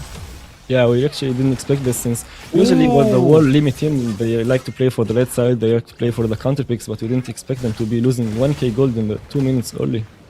Yeah, it is still early. If that first Tyrant is really going to spell how the game goes there. And for a second, I thought the Chow was going to be caught. She was in the middle of 4 people, but she perfectly takes that teleport away back into base and gets back to safety. Yeah, that's what I really like. I don't like about the Chow. You can just damage her, but the moment they go into the teleport, it's GG. But they actually have the early pick, so maybe early can push her away from the teleport. Oh, that's true. Yeah, if people try to stand on the teleport and, you know, they get a little bit too close to Arlie, she can go ahead and disrupt that. That could be interesting. Maybe we'll see that coming sometime throughout this game here. Also, Lapu Lapu has a little bit of a push too, if I'm correct, when he takes the sword. So maybe he can throw that sword right on the teleport and kind of knock people out of it if he does it properly too. So they have a bit of interesting counterplay on the side of War when it comes to that reset that the Chow is able to provide. Exactly, Lapu Lapu have also the small push with this first skill, and they also have a lot of AoE damage from the Lapu Lapu, so maybe they can just switch a target after one of them go to the base, and we're gonna see also the Neza maybe going for the backline, but you need to choose who to target. Look at this, a lot of poke being coming out here from the Chow. One of the highest poke heavy supports here, but full fight comes out here. Lapu Lapu with the ultimate onto 1 here. Can they convert this into anything here? As both sides are doing good amount of damage, but kind of backing away. Again, they're kind of playing like we were mentioning last game, you know, kind of playing, walking on eggshells here. They know how important these games are, and they don't want to overcommit to anything, it feels like. Both teams are a little bit nervous. Yeah, exactly, and Lapu Lapu tried to catch the Dacha, but she made it to base safely, and he wasted ult. And Neza also used this ult, so it's gonna be there we go hard again. for them. Exactly. There we go again. The Chow's just kind of baiting all of them there, but oh, look at that. Zia ends up getting baited and taken out here. And Maya is now leading the charge in this Tyrant fight. Everyone's getting dropped low. Byron goes in, is on 1 HP, goes down. Channel takes the double kill here. And Maya is in complete control of this first objective, it looks like, as War is forced to go back to base. Yeah, exactly, especially if you have the she pick. She could also play a little bit tank, and maybe her job only to get some kills, or just say play safe for the channel, just save the channel from the Neza and you will be fine. Yeah, she's one of the best picks if your team is ahead, right? Because you don't need to worry about dealing damage if your team's ahead anyway. Arlie, look at that. Arlie is like, okay, you can win these team fights, but in the ones, I will take you out in the ones. That's the second time Arlie ends up taking out the channel. Yeah, exactly. It looks like maybe some limit testing, but it's still hard to win against Chano. But Chano early game we know is not very strong. Late game after you buy the Daybreak, it's gonna be unstoppable. So he's gonna be losing some 1v1s against Arlie in the early game. A lot of people like picking the channel into Arlie too, you know? It's a pretty neutral matchup, but when it's a neutral matchup, that just means there's a lot of outplay potential, right? And it seems like the Arlie on side of War is kind of outplaying the channel. They're taking those 2-1s here. She does get the revenge kill onto Arlie there, so she does not get too ahead, and Maya still holds a 4,000 gold lead here at 5 minutes, which is very, very impressive. Yeah, exactly. The Shadow pick is really good against early and long, maybe, because you can just keep the range with your first skill. But if you go deep like early and you didn't respect the distance between you, she can just DPS you, you know? She can win the DPS fight after all. As we're expecting here, the Shah ends up going anti-heal first item building for that utility there to help out their team. They know that they don't need to be the stars here. And look at that. Wow, the damage from Arlie is just so explosive there. Just obliterating the Shah, it feels like, as Arlie barely maybe gets away with 1 HP here, fighting off these wolves here. Oh man, this fight is still going here. As we see Lapu Lapu go down as well. Neza forced to go ahead and back away. And if War does come back from this game, it is going to be off of Arlie's back as she's making some very impressive plays. Yeah, that was wow from Arlie, like 1v3 3 people, and actually it's kind of hard for she to control the Arlie, so maybe she's going to try to go for another pick. Here we go again. She's once again going in, trying to make some plays here. This Arlie is really, really ahead now here. So they're going to be... Oh, look at that. Wow. Another catch there. They are just not respecting the Arlie's kill range here, giving her a lot of free kills here. And I would say that if there was a character to not get free kills, it is probably Arlie, because she's going to be a menace later on if she's not already. Exactly, if you feed the Arlie, and we know actually yesterday the team WARLIMI picked the Arlie and he got the MVP carrying his team, so if you give some space to the Arlie, he's gonna be just unstoppable. Wow, Agudo almost being taken out as well too. Every time this Arlie on screen, it seems like she just melts whatever character she's attacking at here. So Maya need to have a game plan in place to remove this Arlie in team fights. The Yang Juan has to really think about how he's going to go ahead and dive and dispatch of her, because if she does not go down early, they are going to shred all the members of Maya here. Exactly, and we see engage from Lapolov, but there is no follow-up yet. Veneza maybe was out of range, or maybe some miscommunication there, but maybe they Oh, here we go. Arlie barely taking the parasol away there. 1 HP again. It seems like Maya does have the game plan, though. They know who is the target on the side of War, as Arlie is holding all of their kills there. But going back to that bit of an ambush, they're very smart from the channel to hug the wall there, right? Even though he caught the full combo Lapu Lapu, he's just able to, you know, use the soaring shot there to jump back over the wall into safety. And as you mentioned there, Neza, it seemed like he was not in range to respond with that Skyfall. Yeah, exactly, and we see 3 people against the Yang Jang, but he easily could just lifesteal with the ult, and probably he used the passive there to save some time until he came to his team camp. Here we go. This is the mid to late game potential to the Chao, right? Resetting these tanks that are injured here. Yang Juan comes back full HP, ready for action once again here. We usually see the Chao paired with stuff like the Flowborn tank, but Yang Juan is also a great meta kind of replacement for him right now. Yeah, and we see the itemization there. None of the 2 teams finished the Daybreaker item for the EDC, since we know both teams have the EDC to carry, and we see the ZST level 13, so you need to get fast for level 15 to give the buff for early.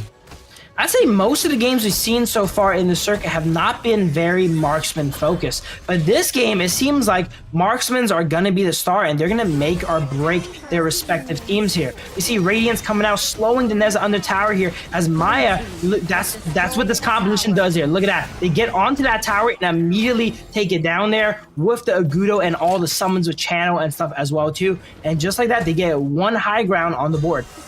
Yeah, exactly, and that Chao pick actually doing very well against Natalia. Every time Ali go in, she can just throw her combos in.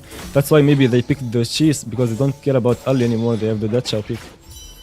Yeah, they have a lot of ways to kind of control her when she jumps in, so she needs to really watch her footing, because one misstep and Arlie will go down here. They do have the Lapu Lapu to provide her a little bit more resistance there, so maybe she has a little bit extra breathing room than normal, but there's a lot of stuff to dodge, right? You have to dodge the dog from Yang Juan, you have to dodge the Chao combo, you have to dodge the pulls from Sha. And speaking of dodge, look at this, 3-man instantly onto, oh, here we go, Skyfall coming out here. I'm surprised he's staying alive. Yang Juan stayed alive so long in that 3v1 here, even forcing out the Skyfall before he goes down. Yeah, exactly, and we have to see 4 men to kill the Yang Jang, and we wasted 4 ults on him, but the team was smart enough, you know, trade Yang Jang for the Dragon. It's almost really useful, actually. Sometimes I question why Yang Juan is so good, and then I see him 1v3 for like 10 seconds and have to be 1v4 to be killed. Maybe that's why Yang Juan is very strong there. And he's not really going full tank either, right? He's Bruiser itemization here with the Pure Sky, Axe of Torment, and the Curious there too. So Bruiser being able to survive so long is extremely impressive. Comes down to that passive, that ultimate providing resistances and crowd control immunity to help him get out of there. Until he died, of course. Yeah, exactly, and the armor bots will help him a lot, since the enemy team have only 1 magical hero and he's probably playing as a support, so the physical damage here we go. Look how deep that Neza dives in. He does get KO'd for it though, but he was so deep in the enemy team, they're taking out the Shah. Yang Juan goes down as well too. Both teams are kind of closing in the gap in kills, right? It seems like Maya was really leading on kills, but now War's been able to pick up a few, but they are still up 6,000 gold, because while War is catching up on kills, they're not catching up on objectives. 0 towers, 0 neutral objectives on the map there, as you see from the top of the screen. Yeah, exactly, but 22 for 1 for Team WARLIMI, and they killed the Shi also. Excellent.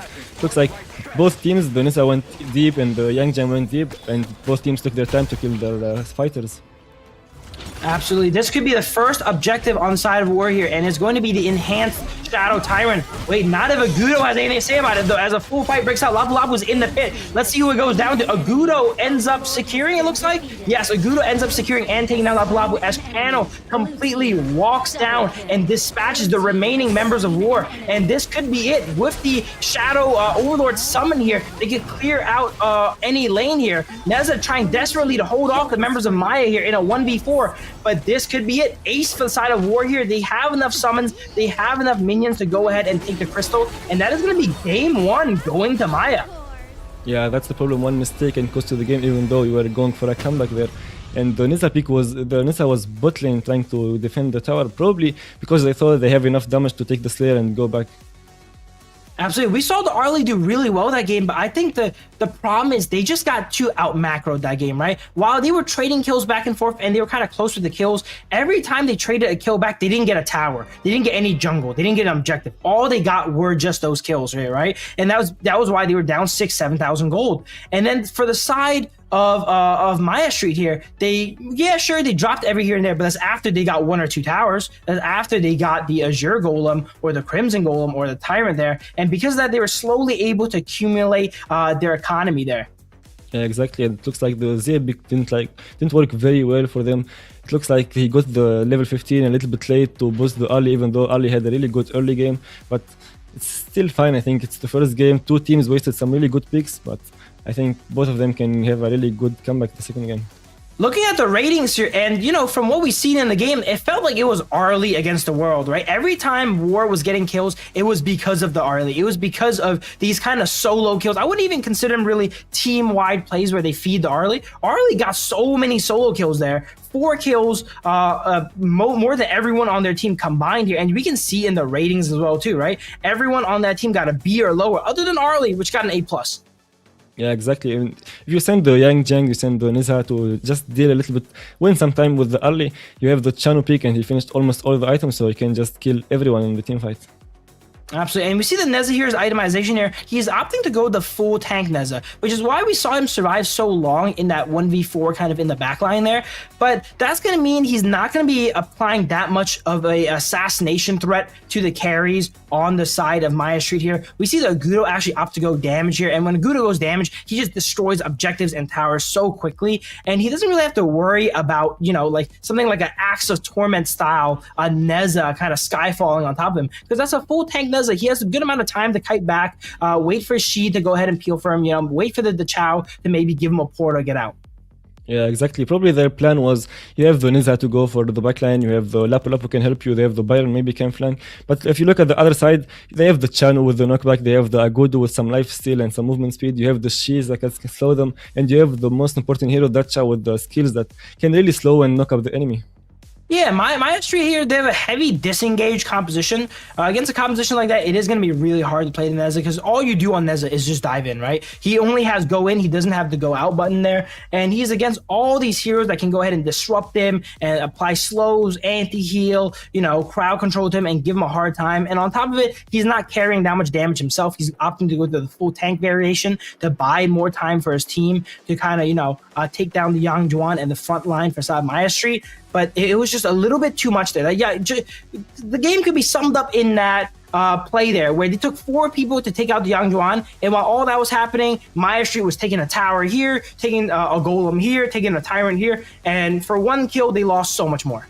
Yeah, exactly. Even with the early game lead, they still couldn't do anything with it, since it's really hard actually if you play early against team comp like that. The moment you go in and you get some combos from the Dachau, even if you dodge the combos and you go back, you still will be with no skills, so it's gonna be hard even fighting the Agodu, fighting the Shi, fighting anyone exactly. Yeah, there's just too much stuff to dodge. As we mentioned in the middle of the game, you have to dodge the Shia pulse. You have to dodge the doggo coming out from Yang Juan, right? You gotta dodge the Chow's waves there. No matter how good you are on Arlie, there's only a finite amount of stuff you can dodge. You can't just dodge you're not, there's just too much stuff being thrown at you, and that's what we saw that game. There's too much stuff there. Arlie performed really well that game, getting themselves a pretty nice individual lead in the early game. But at the end of the day, this is a team game, and you guys have to do well together as a team. Yeah, probably I would say the 4 other members with early, they didn't shine enough in the early game, they didn't have enough gold, so the team Maya just ignored the other heroes, and just every time they see the early, just focus the early, and they know it's the carry anyway.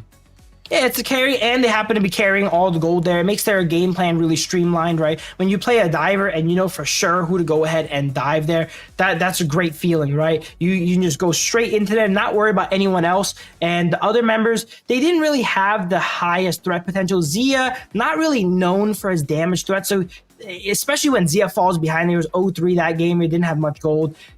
like you said, they just ignored him. You know, he drops that ultimate there, and then they just walk through it, don't take much damage, and jump right onto the Arlie. Yeah, exactly.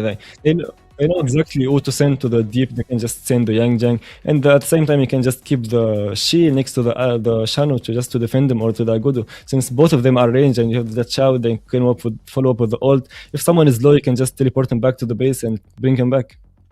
Absolutely. We're going into match 2 here. This could potentially be match point for Maya Street. If they win this one, they take home the crowns there. They take home all that cash prize. Second place and first place, the difference is 880 USD. That is a big jump to be getting in an afternoon here. So they got to play well and make sure to lock that up. For the side of War, they're probably a little bit shell-shocked, right?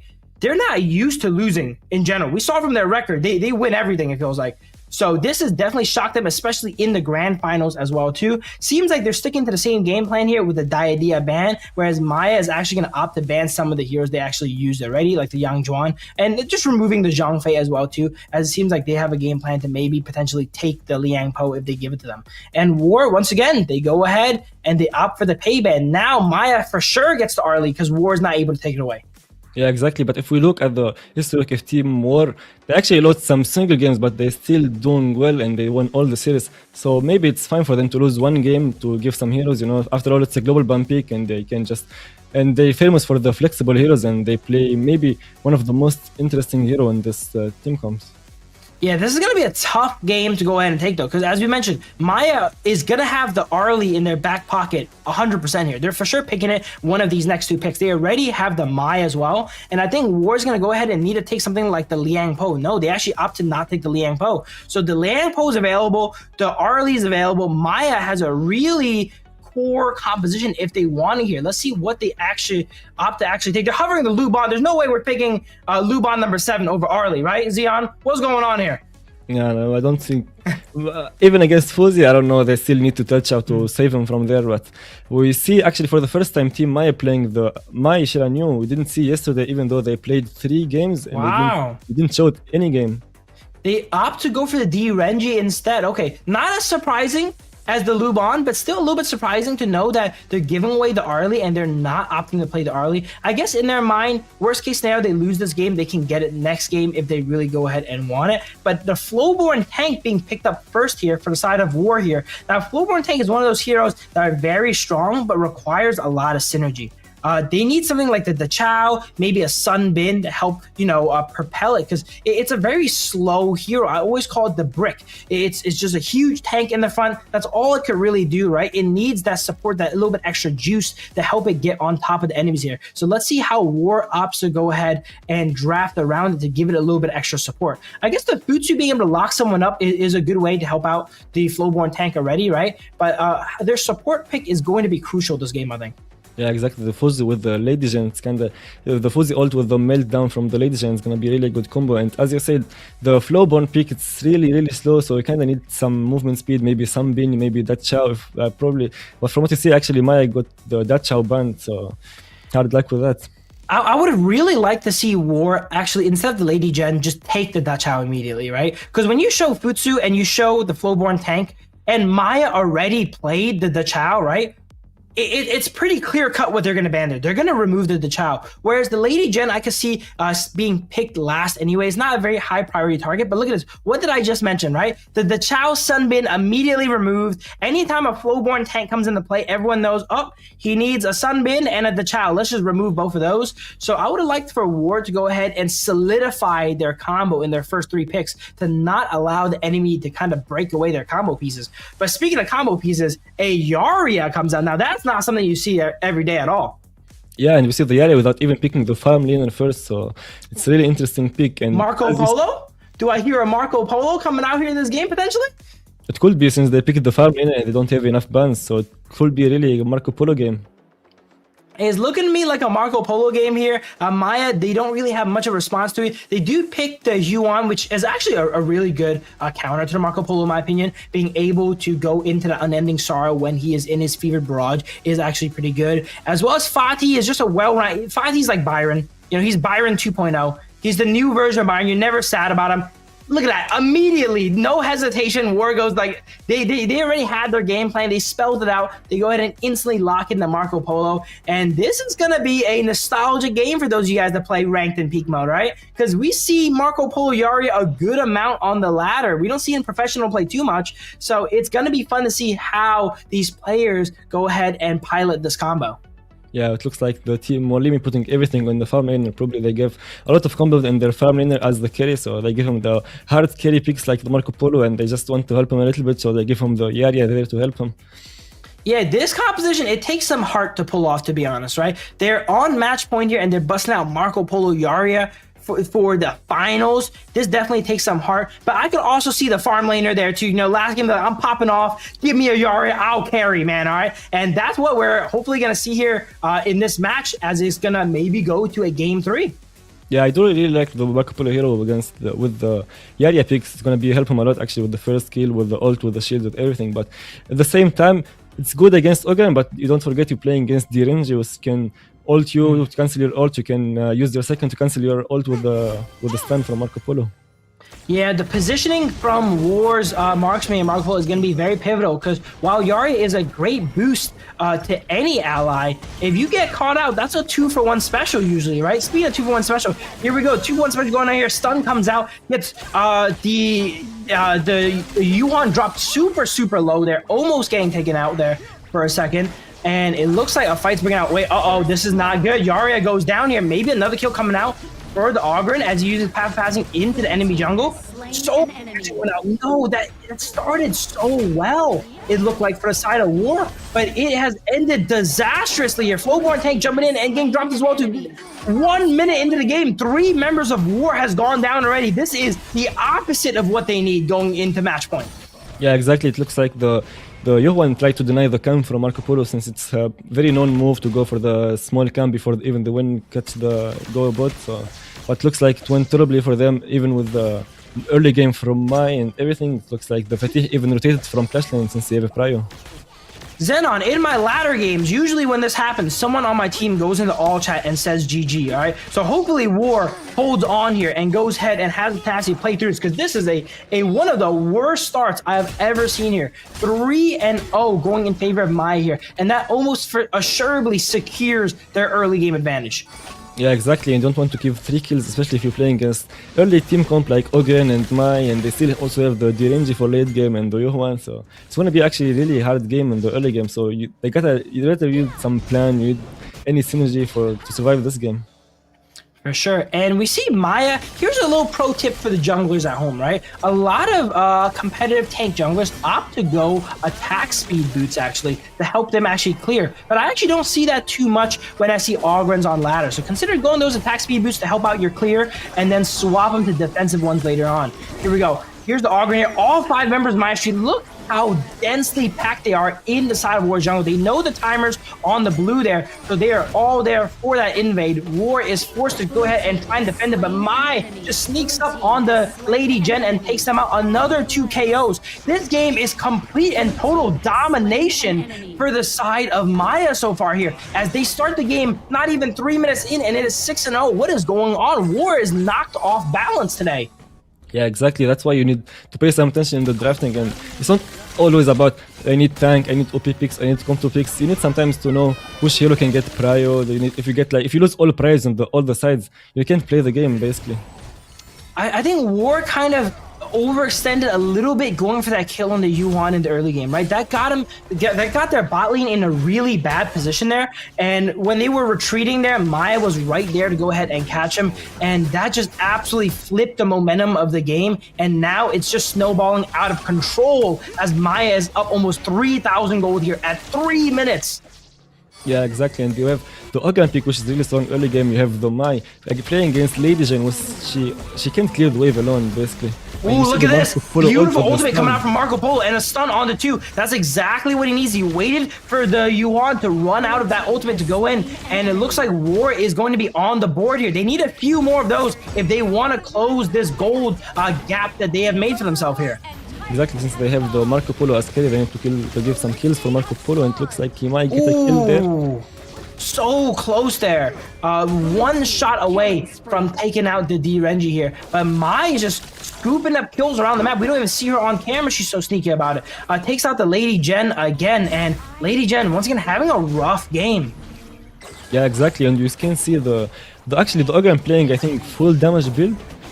It's still interesting since they don't have any tanks. Maybe they just rely on the Yuhuan tank to face check for them. So hey, if you're up 3,000 gold, you could build whatever you want. It feels like that's free items at that point, right? He's up a whole item for free on the enemies there. But yeah, definitely Ogren tank, not something you see every day here.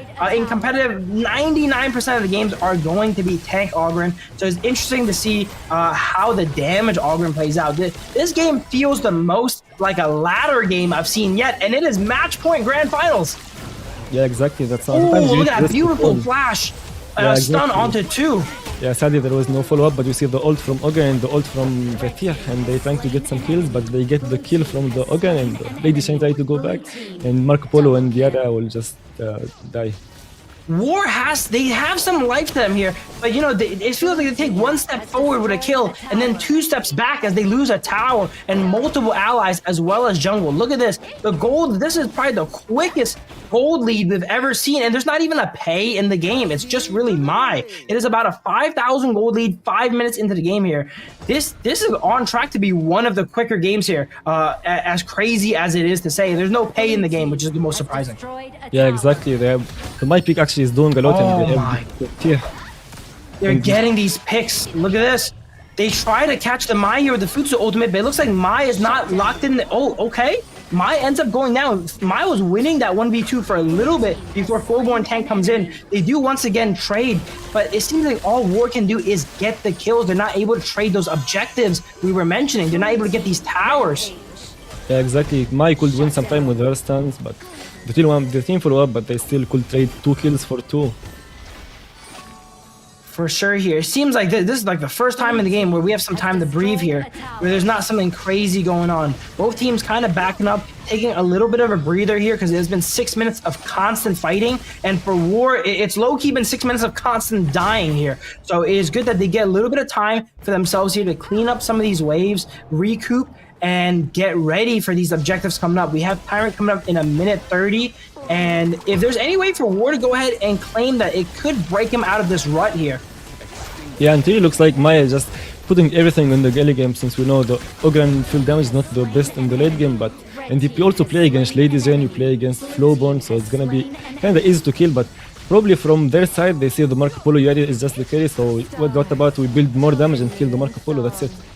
Look at this, Maya just brute forcing down this tower with the Spritlings. If you guys didn't know, the Spritlings are great at tanking the tower there, allowing them to basically take that out without any minions. That's amazing there. But what I can feel from Maya's gameplay is they're running hot right now. They're feeling good. They might not be making the most calculated plays, but they're playing off of pure momentum. The Ogren just ran into the jungle there and just dropped the ultimate and traded. Can they keep this momentum going, or can War capitalize on this high that Maya seems to have right now and get some punishes? Beautiful ultimate coming out from Marco Polo onto 2, but is it enough firepower? It is just enough to take out the D-Renji, and the U1 is dropped onto 1. This is what we need from War. This is the life we need from them. They're giving these kills over to the Marco Polo, and he is squarely back into the game here, I would say. Yeah, and you see another mistake from Team Maya. Maybe they playing a little bit confidently here, but usually for them, just want to kill the Marco Polo. But if you look at the other side, they have Marco Polo, they have the Fuzi, which is one of the best heroes in the late game. For sure. Now it looks like they're gonna get their first objective of the game here as well too, and they opt to go ahead and go for the Overlord, which is interesting. Sure, the Tyrant isn't up. It seems like War's just like, we just gotta get anything on the board right now. We're not in the best spot, but this is going to give them Primal Bond for the Tyrant spawn here coming up in 30 seconds. It's not an enhanced version, so it's not going to reset the debuff. So Maya is almost assuredly going to take this one down. Yeah, exactly. So they want to take almost everything. So probably they're going to take the objective. They try to take some camps and wait for the 10 minutes mana to get the double objective, probably. Radiance coming out, Yuan getting a lot of vision and kind of poke for their team, but also getting herself in a bit of trouble here, it looks like, as she gets dropped really low, forced to use the ultimate defensively, and it's still not enough as Marco Polo chases her down and takes her out with that ultimate. Fatih forced to retreat as well now too. Full-on fights breaking out. It seems like War's composition is finally coming together here. They're feeding Marco Polo all these kills, and he's online. And the side of Maya here is getting a little bit overzealous for vision and getting themselves caught out. Yeah, exactly. We know the Marco Polo is actually playing with the stun this time, not playing with the Purify. I think it's gonna be a little bit hard for him late game against the Mai, but we saw the ult flash from Fuzi to protect the Marco Polo the moment Mai showed up. Here we go. We're into the mid game here. The enhanced versions of the objectives are coming up here. It looks like there's not enough time for Maya to go ahead and take it out. They only had a few seconds on it there though. So good job for War for taking that one out. Fullborn tank coming in with the double ultimates, knocking the Yuan up and down here. And it looks like the Yuan is the target for War. They keep getting taken down. Marco Polo is a little bit too deep though. They take out the bot lane of Maya, but they trade back for it though as Ogren gets that shutdown on the Marco Polo. Yeah, exactly. The faster you go up, the faster you go down. Since they got a lot of kills, a lot of shutdowns, and they gave it back to them. We looked like from 8k gold, we back to 2k gap. Yeah, great comeback from side of War, and it is not easy. When you're down that much gold that early as well too, it feels almost impossible. But War, they had the tenacity. They're making it back, and right now they're opting to trade objective. It's like, no, they're coming here and they're fighting for it. War says, no, we will not do any trades. This is going to be both of our objectives here. Let's see who gets to the smite here. Ogren does end up getting a smite, drops the Conductor Souls on 3. He gets dropped really low, and he dies for that Shadow Overlord there. Yeah, even though they got the seems to win the fight. War's winning the fights, yeah. Yeah, even though they got the Slayer, but what it cost, looks like two of them died already, and they trying to get the Marco Polo there, but yeah, they got him nice. Yuan getting some revenge there, it feels like, because there's so many times Marco Polo just kind of bursted down the Yuan and took her out. She had to do it one time there, runs down the Marco Polo and trades for her, which is a good trade support for marksman. That definitely gives Maya some breathing room after they lost some members in that Overlord secure there. Let's see where they opt to use their summon here now as War goes and starts the Tyrant now that Maya has the Primal Bond debuff. Yeah, and it looks like Team Maya starts struggling because they don't have really a real front line, to be honest. And we see the Fuzi even going with the Yari, and he can easily kill this Fatih since he's alone in the sideline. Look at all the shielding on that Fuzi there. It looked like he was going to go down. Yaria comes out of nowhere and drops like thousands of health in shielding on it there. And Fatih forced to back away. Doesn't even want to try and fight that here. Here we go. Marco Polo going in. Another beautiful ultimate there. Immediately eviscerates the Mai. Everyone else is forced to flash away. And it seems like this Marco Polo is starting to be a problem. They don't have enough firepower to cut him down. Okay, Yuan coming in with the Unending Sorrow flash to get on top of the Marco Polo, but he's so durable. Marco Polo, one of these marksmen that itemizes defensively late game with that Frigid Charge and potentially Succubus coming up later on, that he is able to just tank that up and not go down, especially with the Yara shield. And this game that was looking absolutely lost for War is kind of, I'd say, tempo-wise going in their favor. They're still down 2,000 gold, but they've been consistently winning these fights. Yeah, exactly. You play Marco Polo, you have a really high mobility. Almost no one can focus you. Like the Ogan doesn't have the range. Mai, you can maybe dodge the skills, and the range you can just outrange them. So it's gonna be a little bit easier for him to play the game now. Maya has to be getting a little bit worried here, you know? They were so confident. They were like on such a heater, it felt like, in the early game. Now they're getting a bit of a reality check, you know? You could lose, and they have been losing fights here. They still have a little bit of a gold lead, but they lose one more. That is gonna be squandered away here. Let's see how they play out this mid-late game. This is their match point game here. So Maya, they want to close this out. They do not want to bring it to game 3 and give the momentum over to War side. Yeah, exactly. For me, to be honest, I don't mind losing a game that I'm already losing, but a winning game, then I lose. It's really that hard. feels the worst. When you throw a game, and if Maya loses this game, I think it would be considered a textbook throw here. Yeah, you could say throw from 8k gold to getting all the shutdowns, and look at the Marco Polo, he's almost unstoppable here. Wow, look at this. Once again, another double kill for the side of Marco Polo. Maya is just not able to win any fights. And from 8,000 gold, it drops to 0, drops into the negatives here now as War take out 4 members of Maya. Are they going to push for a high ground here, potentially? It looks like. Yeah, What they were a winning amazing already. comeback. They were winning already with losing in the gold, but now they have the gold revenge and they have the Marco Polo Yaria and they have the Fuzi here. So it looks like That GG might for be the it team war. there. That's Yeah, an ace coming out from war. If they manage these minions effectively, they might be able to push into the base. It is going to be a little bit dangerous. Ogren and Yuan and Fadi are coming up in a sec here. They might just opt to take a high ground and retreat. But wow, what a momentum shift there in the grand finals. And it had to be in the grand finals for these big, powerful upset games, huh? Yeah, exactly. And you have the Ogre now. It's kind of like going back from since he played for the early game and he played full damage. It's kind of hard now for him to survive and he can do anything against the Fuzi or the Flowbone. Here we go. They get their Overlord as well, too. That is going to completely shift the momentum of the game. If it was not in War's favor before, it is surely in it now, as they're able to summon that down and clear out a wave of their choice. Next push could be the last. Maya has been losing fights non-stop, literally losing the last 4 and 5 fights in a row, but they need to go ahead and break out of that rut and win the next one if they want a chance at winning this game. Yeah, exactly. You have the Flowbone, which is so tanky. You have the Lady Jan, which is so much better late game since you have your second can bounce more and you can just slow the enemy team, give some space for the Marco Polo to play, and you can easily push the towers. Here we go. War opts to summon it into the clash lane there to apply pressure on both sides of the map at the same time as they take the bottom tier 2.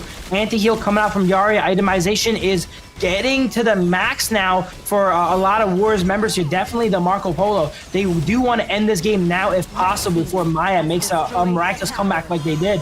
High ground towers are down in the mid and bottom lane, but everyone on the side of War is relatively injured here. It looks like they're going to opt to try and turn this push into an end here. Can Maya hold out, or will this be a game 3? Conductor Souls comes out, but it is not enough. War with one of the most impressive comebacks in Honor Kings I've ever seen. They're down 8,000 gold, give away 3 kills in the early game, and they come all the way back from that and won. If we were to bet on this game, I would have never guessed they would come back in such an amazing fashion. Yeah, one of the big mistakes the team Maya did there, they didn't just take the towers, which is you're supposed to at least take the full towers and you can maybe try to play it safe a little bit, just take the camps, take the big objectives, but it looks like they just want to go for the kills and finish the game, but it kind of went back for them, and the Marco Polo Fuzi just more of late game.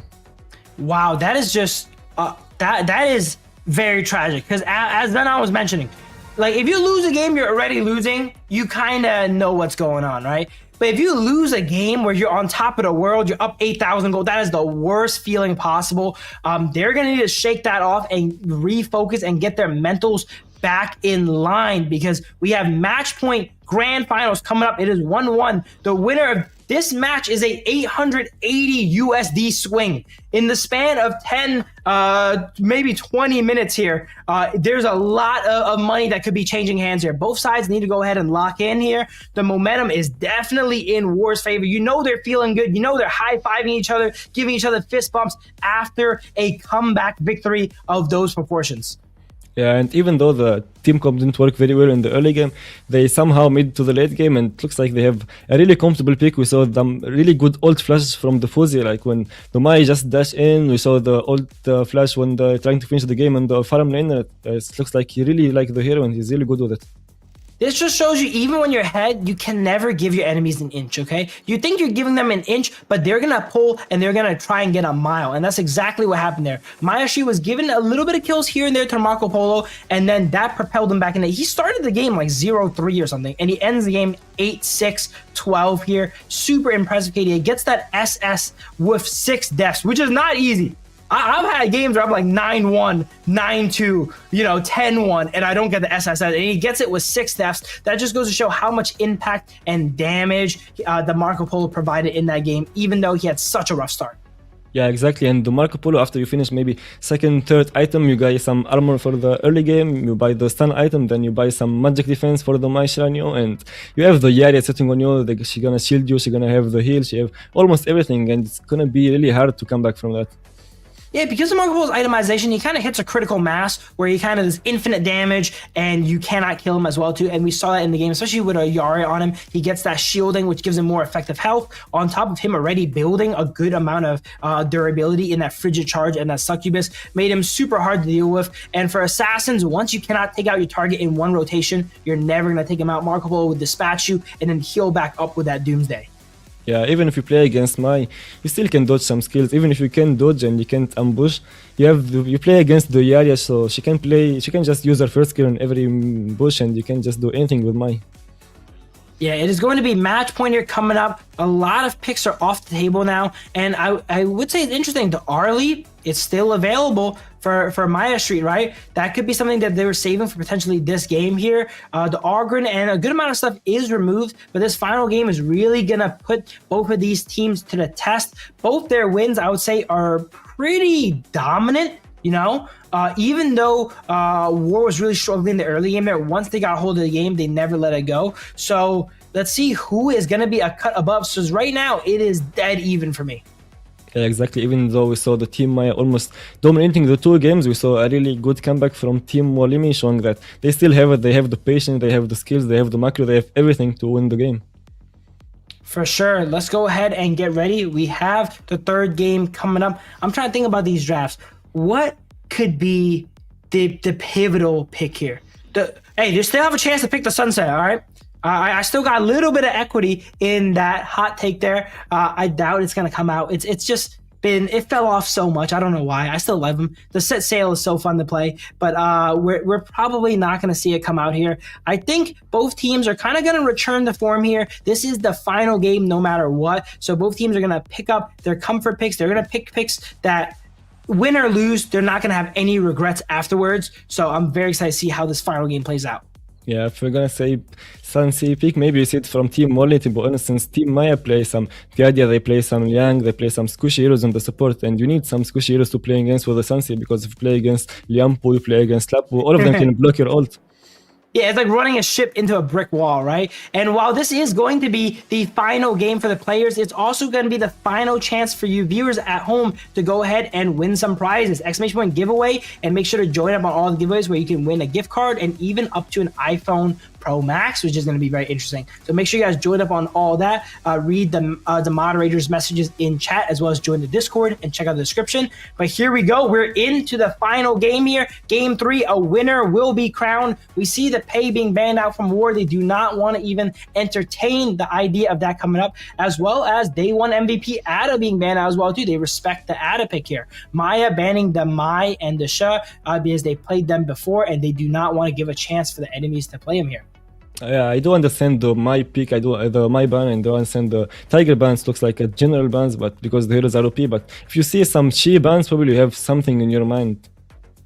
For sure. And then we see a Liang come out. Maya once again, or the Diadea. This could be the Diadea Arlie bot lane. One of the strongest bot lanes in the game could be coming out here. War has not banned the Arlie, and they have no ability to take it away as they have played it already here. I cannot imagine Maya picks anything other than Arlie unless their marksman player just doesn't really play it. Yeah, exactly. We see finally the Diadea pick, but maybe we have a chance now to see the Sun-C pick from the Team WARLIMI. But we see the Zhangfei, we see the Flowborn pick. Zhangfei, we know, is really good against the Diadea, since you can just ult him and the farm laner do go, or if the Diadea go in anyone, you can just ult both of them. And maybe we can see the Dharma pick, what Team Maya got. Actually, I was expecting the Dharma pick from Team WARLIMI. Yeah, Dharma gets picked up here. Maya does not want to give War the chance to go ahead and lock that up. But I'm very surprised the Arlie's getting through. I have to imagine Maya is not part of their game plan to play that Arlie here, because I've never seen Arlie been let through so many times here. War, let's see if they're going to go ahead and take their chances, but they might go ahead and, I'm getting word that we are going to get a repick here, because Flowborn was picked already from my understanding.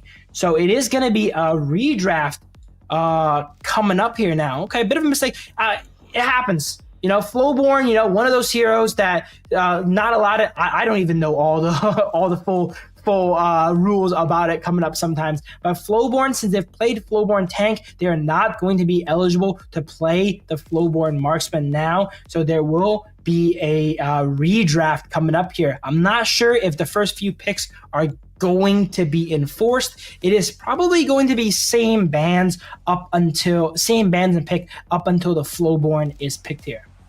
Yeah, and the Flowborn was the second pick, so probably you're gonna see the band the same, maybe the Diadea pick, and we're gonna see maybe new heroes. Yeah, it's kind of confusing for so many people, because in the competitive, usually if you pick one of the Flowborns, you can pick the rest of them. So and that's how It's a little bit interesting how it could throw people off, because if you ban one of the Flowborns, from my understanding, the other one is not banned.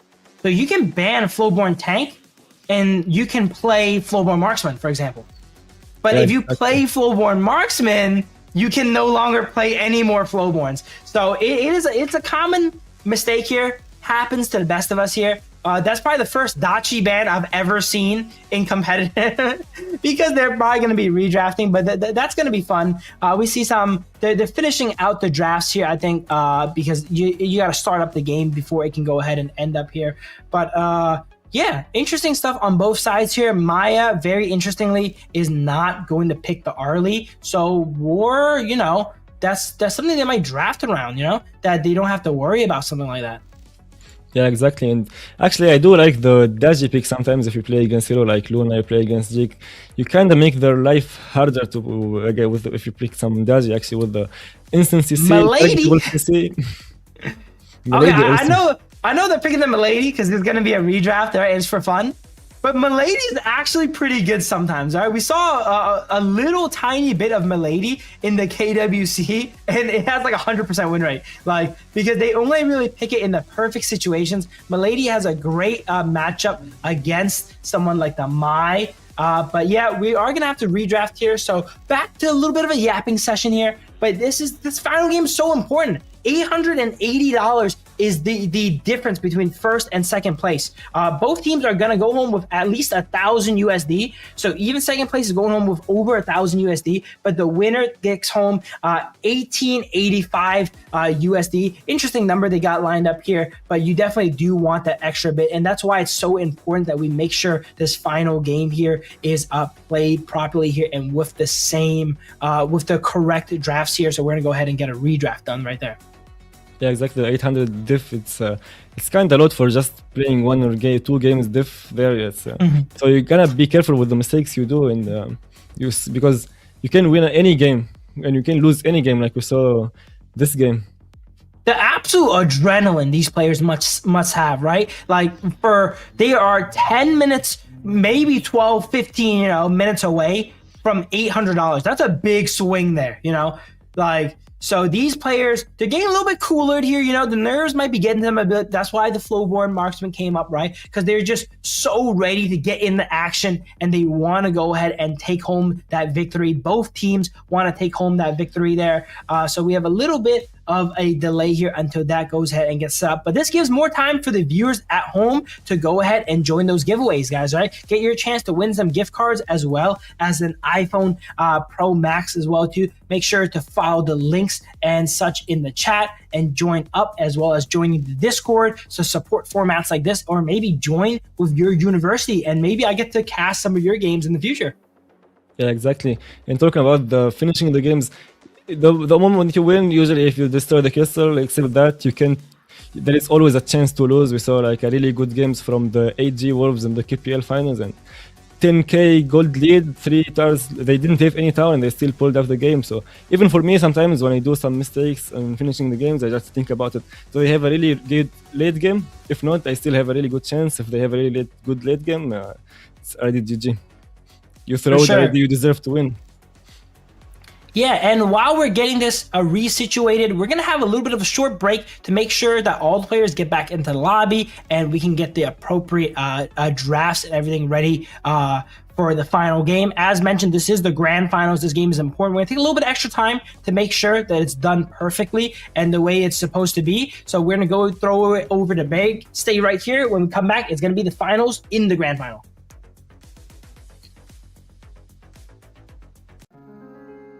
Sorry, you were in my way.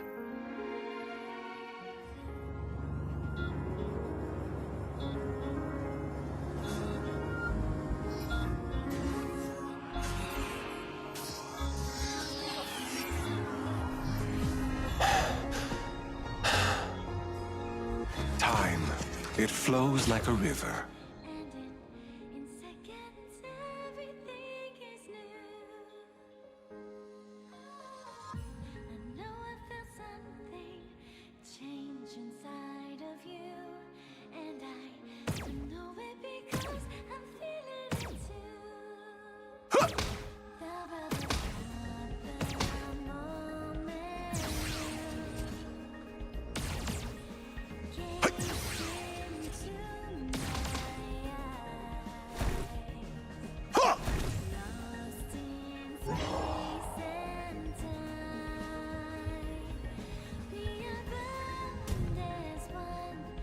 The white dove is here.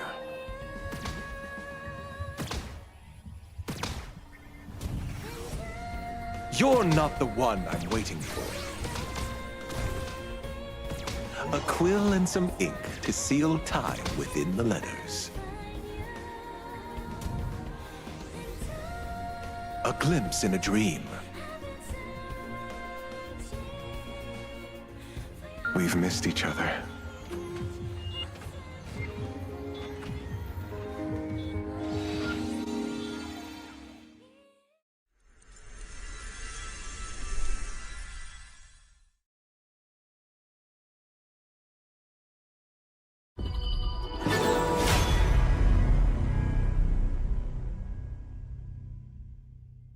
Hear the counsel of the ancients.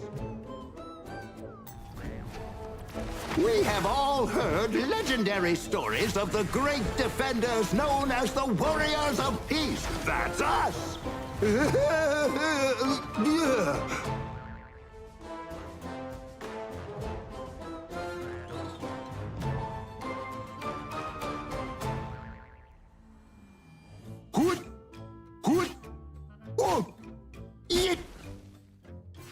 You're not paying attention.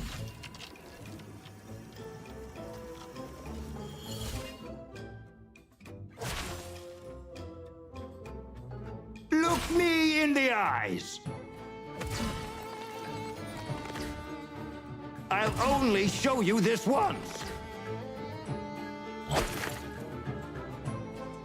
Not paying attention in class? Sit next to me then.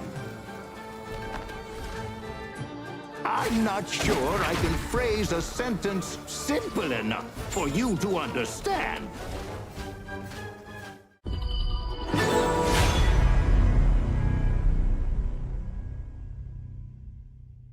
No matter how far I go, I never forget the way back home.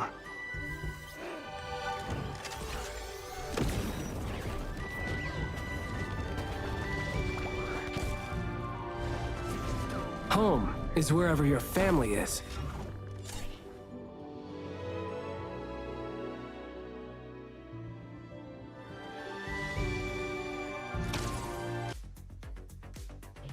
Welcome back, everyone. Had to, put you guys on a little bit of a cooler here before we got into the grand finals, right? You got to save the best for last, but now we are ready to hop back into the action. The grand finals between WARLIMI and Maya Street here. They are both 1-1. There was a bit of a draft situation, so we had a bit of a redraft now. We're going to go right back to where we were before Flow 1 was picked, and the action is going to ensue. Yeah, exactly. Let's go back to the drafting, and we saw actually some early and some Marco Polo, and which was one of the, maybe I would say, the most picked hero from Team WARLIMI. So I'm actually looking forward to see what they're gonna pick next. Yeah, we saw a little bit of drafts come out already. If I remember, they first picked Liang. Yeah, I think Maya Street has the Liang here, which is.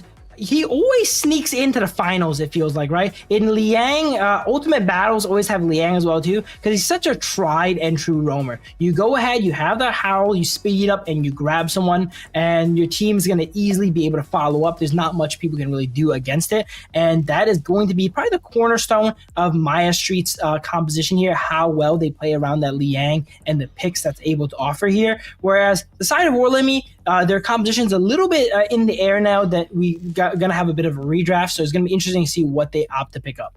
Yeah, we saw a lot for their secret picks, but we still didn't see a lot of. We didn't see the Chow Chow. We still didn't see the Guan Yu, the Liang, as you said. On the other side, we still didn't see the Yixing. We still didn't see the Zhang Fei or the Formis pick, the Gugudzu pick. Yeah, so these bands are going to be exactly the same as last time, and the first picks are going to be the same as well, too, as we see Diadea. No, it was Diadea that got picked up. I thought Liang got picked up.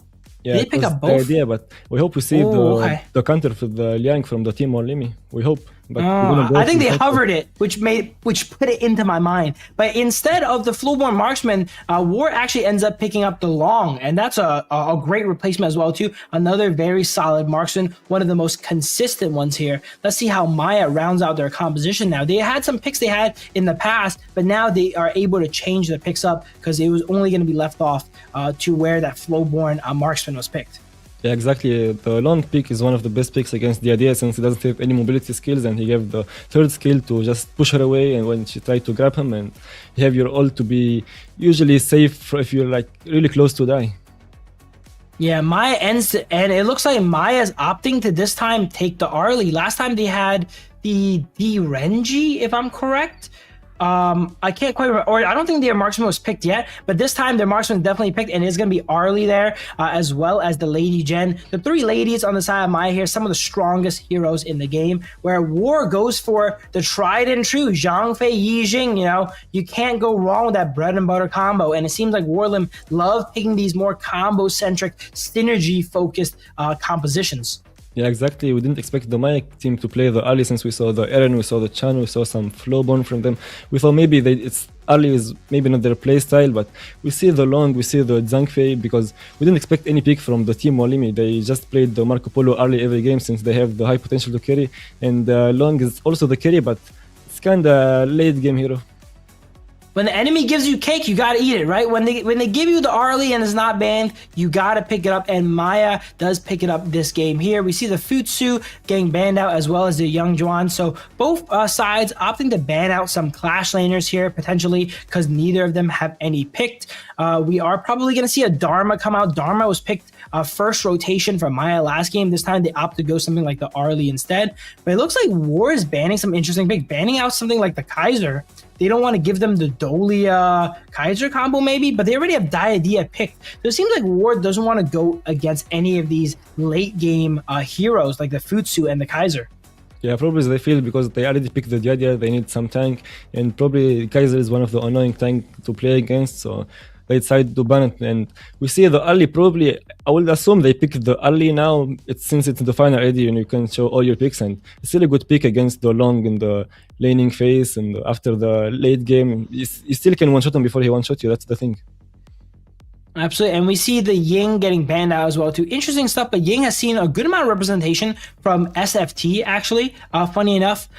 So it's interesting that Maya bans that out. We are seeing the Fatih likely to get locked in for War. As we mentioned, it's another all-around solid pick. It's kind of good at everything, you know, doesn't have too many weaknesses here. Great laner, great scaler, a good split pushing potential. They're really thinking about it here on War, but I can't imagine they're going to lock in anything else. It's either Fatih or the Dharma is going to be picked up here. And Maya, instead of responding with Dharma, maybe gets the original Byron here and chooses Byron himself for one of the most classic Clash lane matchups.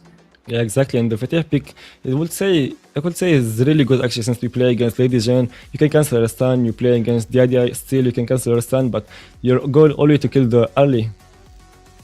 Yeah, it could be a great diver for that. And speaking of divers, Masashi being considered here for Maya, and it does get locked in. Masashi, one of those picks that does not come out too often again, kind of like the Dan Wei we were mentioning yesterday, right? But when it comes out, it usually performs pretty well. And being able to get that duel to the death onto something like the Zhang Fei and the Fatih, reducing their healing and taking them out before they could get all that health back could be pivotal. And Masashi, one of the best at applying pressure early. Once they get that ultimate, they're able to get the duel to death, knock up the opponents, and force ganks. And if teams are not ready for it and they miss position, they will give away a lot of kills early game to Masashi and let him snowball. Also, if I'm correct, Masashi just got buffed as well too. So we're seeing a little bit more damage that's going to be coming out from Masashi.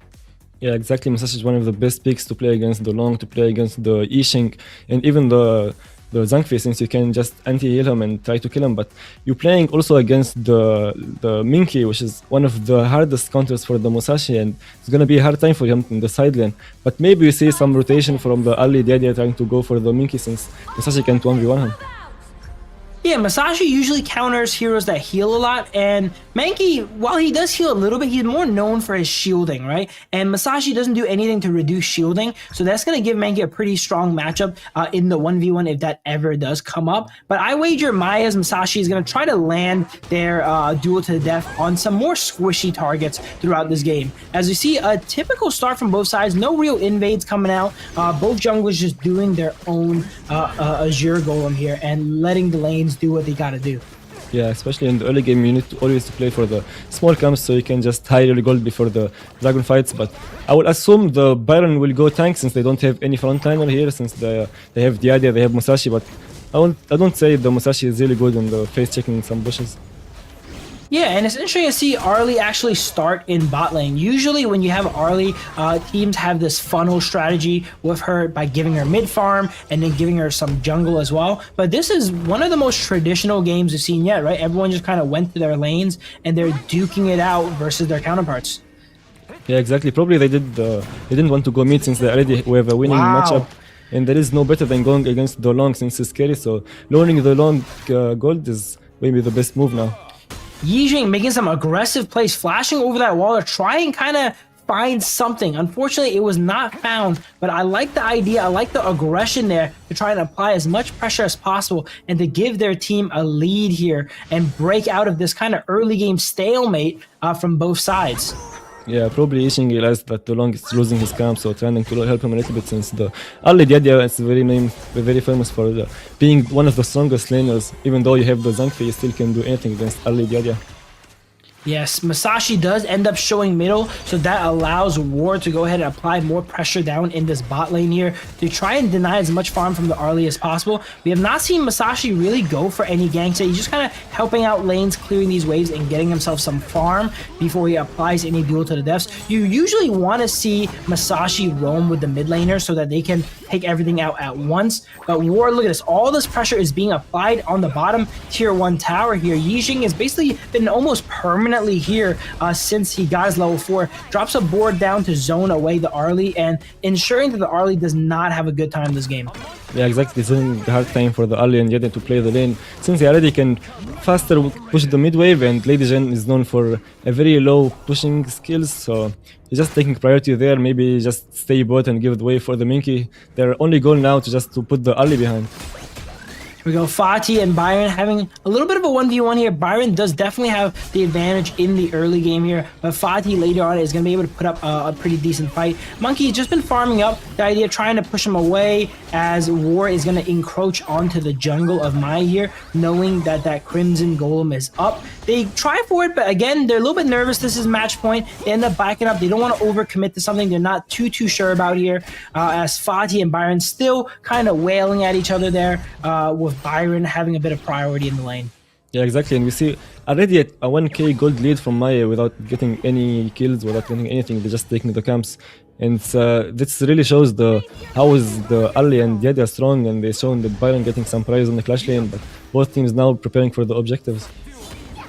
Here we go, objectives coming up in 20 seconds, and we always say this is what kind of dictates the pace of the game. I think last game was like the only game where a team that got the first Tyrant lost, so it's a pretty good win rate if you can get the first Tyrant here coming up in 5 seconds. It looks like War has a bit of better positioning on it, as the Yijing has been helping out bottom the entire time to keep the Arlie under tower. And here we go, a steal coming out potentially? No, steal does not go through, but good attempt from the Lady Jen there. They were relatively safe to fire those abilities over the wall and get an attempt off, but very diligent smiting from the Monkey does deny that attempt. They are down a little bit of gold, but they're up the Tyrant and they opt to trade the Overlord. I would say this is a super even game so far. Yeah, exactly. Even though the team might have some gold lead in the early game, they didn't find themselves in the position to fight for the dragon. So one of the best moves you can do is just trade. You know, we saw some teams just don't do anything, which is not really good for the early game. But at least Team Maya, they know they have some gold lead. You can't fight not best for the position, so you just go for the Slayer. Yeah, I'm a big fan of the trade. You're not going to be able to get the Tyrant every single time. Sure, it's optimal if you can get it, but if you can't, it's better to, take the other objective. It's not as strong, but it will deny the enemy some gold when you take the Overlord here, because it consolidates the minions onto one dragon here, and over time they do lose a little bit of gold. It's better than nothing. It could be seen as a decent scaling one if you are able to guard your jungle against the firepower that comes with the Tyrant. But look at this. Look at this. Lady Jen potentially walking into an ambush here, getting dropped super low. Yijing gets cut through his passive and goes down. It looks like they were not the one ambushing. They were the ones getting ambushed, as everyone from Maya actually ends up collapsing on War there, trying to catch him out. Yeah, they tried to get the bot lane tower, but it looks like Ishing was caught off position there. Probably since none of them stayed in the mid lane vision, so they didn't have the river vision. It was a little bit aggressive to play there, but probably they... Oh, look at this. Monkey, every member of Maya feels like is hitting him at the same time. He's so durable, but you can only take so much focused fire from 4 members at once, especially with Masashi dashing in and out there to kind of, you know, stop all your dream roams there, to eat that dream roam, so you're not able to go ahead and fully jump away. The Azure Golem being taken out. War is doing a good job of securing their jungle. They are losing, but they're not losing that much right now. So if they're able to find something, they could still turn the game. They're down about 2,000, almost 3,000, yeah, about 2,000 gold here. They're down. So it is still very winnable if they get a good fight going. Yeah, exactly. Even though they got the kill and the Minky, we still saw the Fetiah taking the top tower alone, so we got a lot of gold probably. And we're gonna see if, since the looks like the Ali trying to switch and they're trying to switch lanes to play for the Clash lane, they're probably their goal just to take towers for now. Yeah, very narrow board comes out there. If that caught anyone, it was for sure a death sentence there. But since it's so narrow, it's going to be a little bit hard to land. Everyone on Maya ends up avoiding it. I've yet to see many great duel to the death catches here. This is one of the most passive games from both teams. Both teams opting to just kind of farm and wait, and they're trying to look for really good opportunities. But since they're both very, very strong teams, they're not going to really give each other those picture-perfect scenarios to engage a fight from. Long just picked up his Master Sword here, so it's going to be a big spike for Long. Could this be a good time to make any sort of engagement here from both sides? Yeah, that's the problem we're playing against Musashi. Probably they picked Musashi since he can also block the first of the Long, since it's his main damage to do the damage with the first. We have the Ali also can block his first, and maybe you see a team fight here. A super long-range Unbridled Outburst comes out, and it does not connect, unfortunately, there. Both teams, look at this. They try to fight a little bit, and then they back away because they know what is at stake here. One big mistake can completely crush their momentum this game. So they're playing a little bit coy, a little bit timid on both sides here. They don't want to give anything away they're not supposed to. Oh, man, look at that. The absolute juggle onto the Long there. The Byron skill to knock up into the duel to the death. The Long was basically killed before he can even react and move his character there, it felt like. And this is the tempo that you see once one mistake gets made here. Maya takes 3 kills, and now they're pushing a tier 2. They're 6-0. They're looking a lot like last game here now. They're trying to have it end a little bit differently, though, as they're up 5,000 gold at 8 minutes. Yeah, exactly. Probably they didn't expect the Musashi flank, and it was already close the range with the Long, and the mid tower already was low, so it was really bad position there to fight. But they lost 2 towers, and that's gonna open the map a little bit for the Maya team, and probably they could take some advantage from it. Yeah, and now they take the Tyrant as well too and leave the rest of the jungle for Arlie to go ahead and clean up. It's really hard to react to what happened there, right? The Long was under tower and Byron comes out of nowhere and knocks him up, and before you know it, he's kind of dead. It's a Long, you know, if you don't get a chance to input your ultimate, you're not going to get away. And that seems to be the strategy from Maya, to lock down that Long for so long that he doesn't get a chance to input his ultimate and fly away with the infinite vastness. Yeah, exactly, and we might see a fight here since they all collapsed on the Byron since he was alone. Byron is alone. He is trying to get away here. Unbridled Outburst secures the KO, as well as pushing a few members into the Raw. 3-man crucial crowd control coming in from Zhang Fei. This could be what War needs to turn this around. But no, the Lady Jen and the Arlie damage is just so high, especially when you have the duel to the death on top of the Zhang Fei, not allowing him to come back here. Full fight breaks out. Long actually ends up going in with the infinite vastness, which was a little bit of a mistake, as he immediately gets dispatched by Lady Jen upon landing. And Maya is starting to kind of run away with his game here. I don't want to jinx it because they were this ahead, if not more ahead last game, and they ended up losing. But this game is looking firmly in Maya's favor so far at the 9-minute mark. Yeah, it was an easy kill on the Byron, but they kind of waste a lot of skills there on him. And actually the team Maya follow up very fast that the team War couldn't even react to it. Yeah, just like that, that's 2 high grounds, and War's base is now going to be hemorrhaging minions for the entirety of the game. 11 kills to 1. War needs a miracle to come back from this. We've seen it before. Last game, they needed a miracle to come back, and they actually did. So they need to pull that rabbit out of the hat once again if they want a chance at claiming first place here. They're down 10,000 gold at 10 minutes. This is even more behind than last game now. It is up to Maya to not make the same mistakes and War to find that same miracle once again. Yeah, exactly. And it feels more like you don't need to do anything. You just need to enemy to do some mistakes since you're already 10k behind, maybe 11k or maybe 12k. It's really hard to go back from this game. And you also have the long. It's a late game hero, but you're also playing against early, you're playing against Musashi, so most of them can block your skill. Even the Lady Jin, if she buys some Splendor, she will be fine. Absolutely. War is kind of just trapped in their base now because they're going to be hemorrhaging those elite minions constantly now. This is going to give Maya the chance to take the Overlord if they want to. They opt to play it safe. They don't want to brute force it down with the Primal Bond because that's usually when throws happen, is when people try to take objectives with the Primal Bond. They're going to play it safe, wait it out, you know, keep War in their base by clearing off these waves, maybe try to pressure this final high ground tower. We all know what happens when 3 high ground towers are down. Lots of super powerful minions are going to be rushing into your base as a fight breaks out. They try to get a catch onto Monkey here. He gets dropped to half. We still have the duel to death available if they do want to force an engagement here. But it looks like they're just kind of playing around the base of War. Zhongfei jumps in, tries to make a hero play against 4 or 5, almost gets taken down for that. Everyone aside Maya is a little bit softened up, and out of nowhere, while Long gets one-shotted by the Arlie, it feels like. And just like that, the tower is down, and this could be the end of the game for War here. 4 members down. Zhongfei is the only one left alive here. He was left on 1 HP, and he is not going to be able to use his full HP as Maya with a very decisive victory here in this final game. They said, we are not throwing anymore. This time we learned from our mistakes. With 8,000 gold leads not enough, fine. We'll get a 12,000 gold lead then, okay? And then they win this finals 15 to 2 kills, if I'm correct. I don't think anyone can dispute that Maya goes ahead and wins that game there. Absolutely beautifully and masterfully played finals from Maya Street. Yeah, Maya definitely deserved the win. They could say they dominated 3 games from the early game to mid game to late game. They did some mistake in the second game that punished them, that they even made them lose the game, but they still really did the best, and they almost played perfectly.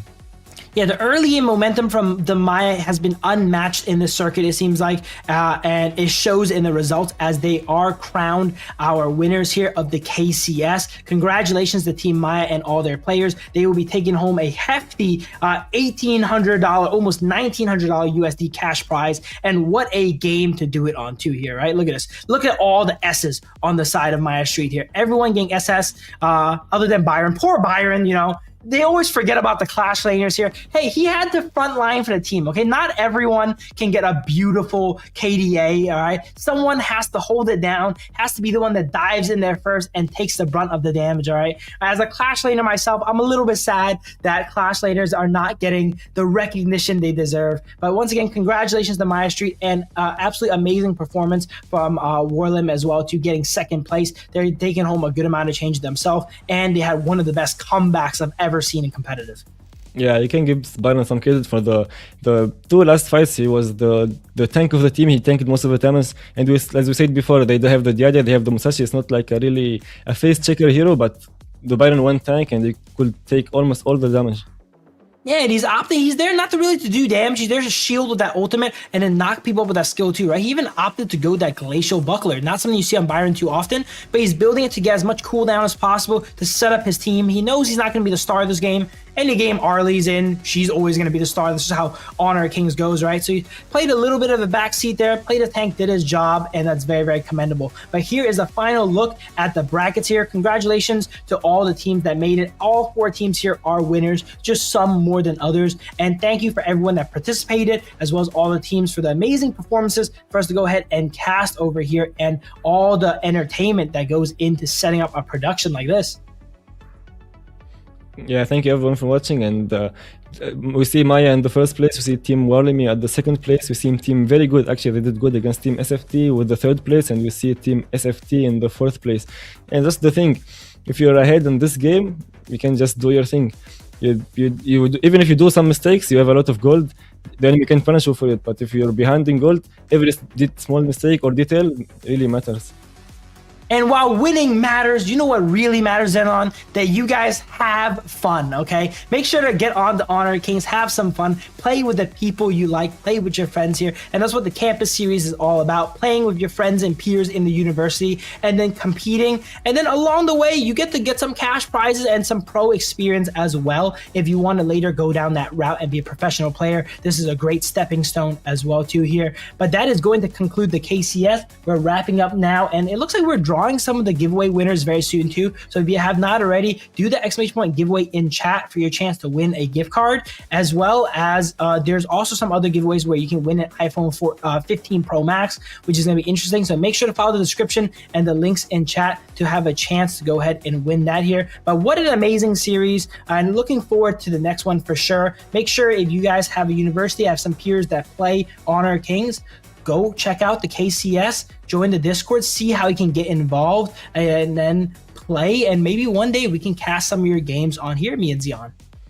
Yeah, exactly. You don't have to be the best at the game. You don't have to make it to the pro. You can just have some friends, 4 players, just make a group, just play some games for fun. If you really feel you're good, just give it a try. You're not going to lose anything. You can win some cash prize. You can have some fun with your friends. Yeah, and that's the great thing about the Honor King circuits. There's so many circuits for every level of play here, from the amateur level to the intermediate to the pro. They really guide you along the way to becoming a pro player in Honor Kings here. Probably one of the best franchises I've seen do it there. You can start off with the community tournaments, slowly work your way up. We did the New Kings, we did the KCS last year as well too. So lots of opportunity for you guys that love Honor Kings. And even if you just want to watch, we're rewarding you guys with some giveaways as well. Yeah, exactly. That's the way of it. That's the way of esports. You just start small. If it's usually the community tournaments is to test your performance, see how you can do. Because after all, there is some pressure on you when you play some competitive. There is you need to see your limit. You need to see how you're gonna do. It's not that easy, but it's really giving a chance. Even though Warlim, did not take home the win, they did not get that first place there. They had probably one of the most memorable games, right? That comeback was so amazing to watch, and that should inspire you guys. I'm personally not a big fan of surrendering in Honor Kings personally, right? And I never surrender in any games I play, and that reason is why Warlim was down so much, and they were able to come back. And as Zenon said, it's the worst when you lose a winning game, but it is the best when you win a losing game and get such an amazing comeback. What an impressive show Warlim put on. They were not able to take home the crown there, but they get second place and a very solid honorable mention from me for such an amazing performance that game. Yeah, exactly. If the crystal isn't destroyed, they always have a chance to win. So as we saw from the team WARLIMI with the insane comeback, actually from 10k gold or 12k gold, it's really insane. Even though they didn't lose the towers, but it was really hard to pull up it from the game like that. Yeah, hopefully everyone enjoyed this format here. And if you guys enjoy any of these circuits and all of the Honor Kings esports action, make sure to support the streams, drop some likes on them, support the players if you see them, and support Honor Kings in general so that we can provide more of this content in the future. You can always check out Zenon at Zenon Mid as well too. He streams on YouTube a good amount. You can also check me out at Yumu's Live as well. We're both streamers here. We play Honor Kings as well as other stuff sometimes here. So make sure to support everyone in the ecosystem. Big shout out to all the people in production that helped get this underway as well too, as we're getting ready to announce the winners. Last call, guys. All right, before we end it off here, make sure you guys join up. Exactly, it's a really good environment. You just try to support your creators, just try to enjoy the game, try to make some friends. If you like esport, just watch the esport. If you want to be a pro, you can make it to a pro. You can just give it a try. That's the environment you want, just like a friendly, competitive environment. Absolutely. And I'm going to be looking forward to the next KCS that's coming up next year too, the Campus Series. One of the funnest series to watch because while it is fun to watch the highest level of play, there's something about when players are kind of just starting off and breaking into the scene. You get to see some interesting picks. Like we saw SFT, while they didn't have much success, unfortunately, in the top 4, they made it to top 4, which is very impressive. And they did it while playing some of their most comfortable and favorite heroes, right? They're playing stuff like the Alessio, and great picks like that, which is going to be amazing to always see. And this is not something that you could see in the other leagues. Yeah, exactly. And usually you can take some experience. You can just learn from mistakes. Even though the team Maya City is the winner, they can learn from the mistakes they did in the second game. For the teams they lost, they can just review the game and have a look. Maybe they could have a better champion pools. Maybe they can just play more meta heroes. They can just learn from it, basically. Yeah, and speaking of heroes, we have a new hero coming up too. Chicha, we saw all those ads on it. It's not here yet, I think, but once it comes out, that's going to be very exciting. And another thing about KCS is usually when a new hero comes out, it's immediately available. Some other circuits and formats, they ban it for a week or two as players get ready for it. So on the next KCS, if a new hero is available, we get to usually see immediately. KCS and New Kings and all these, more amateur formats here, they allow you to see all the new stuff first. That was when we first saw the Spritelings come into play, which is amazing. And speaking of Spritelings, there's going to be some new Spritelings coming out that I'm very, very excited for as well. But yeah, we're going to get ready for closing here. Make sure you guys join the giveaway. Once it is announced, you will need to go ahead and join the Discord and contact the moderators to get your prize. So good luck to all the contestants. Good luck to everyone watching. Thank you guys for supporting Honor of Kings Esports as well as the KCS series. I look forward to seeing you guys in the next one here. But that's going to be it for now. This is me, Phil Yumus here, and Zenon signing out. Any closing remarks, Zenon? Yeah, thank you so much everyone for watching. Thank you for the production team. Thank you so much, Yumas. It was a really good experience to be casting with this tournament. I learned a lot from you. You are the GOAT for me. Thank you so much. Thank you, Zenon. Thank you for the kind words. But yeah, everyone here is the GOAT for supporting Honor of Kings. Thank you guys all for watching. We're going to go for closing now, and I'll see you guys next time. Bye-bye, everyone.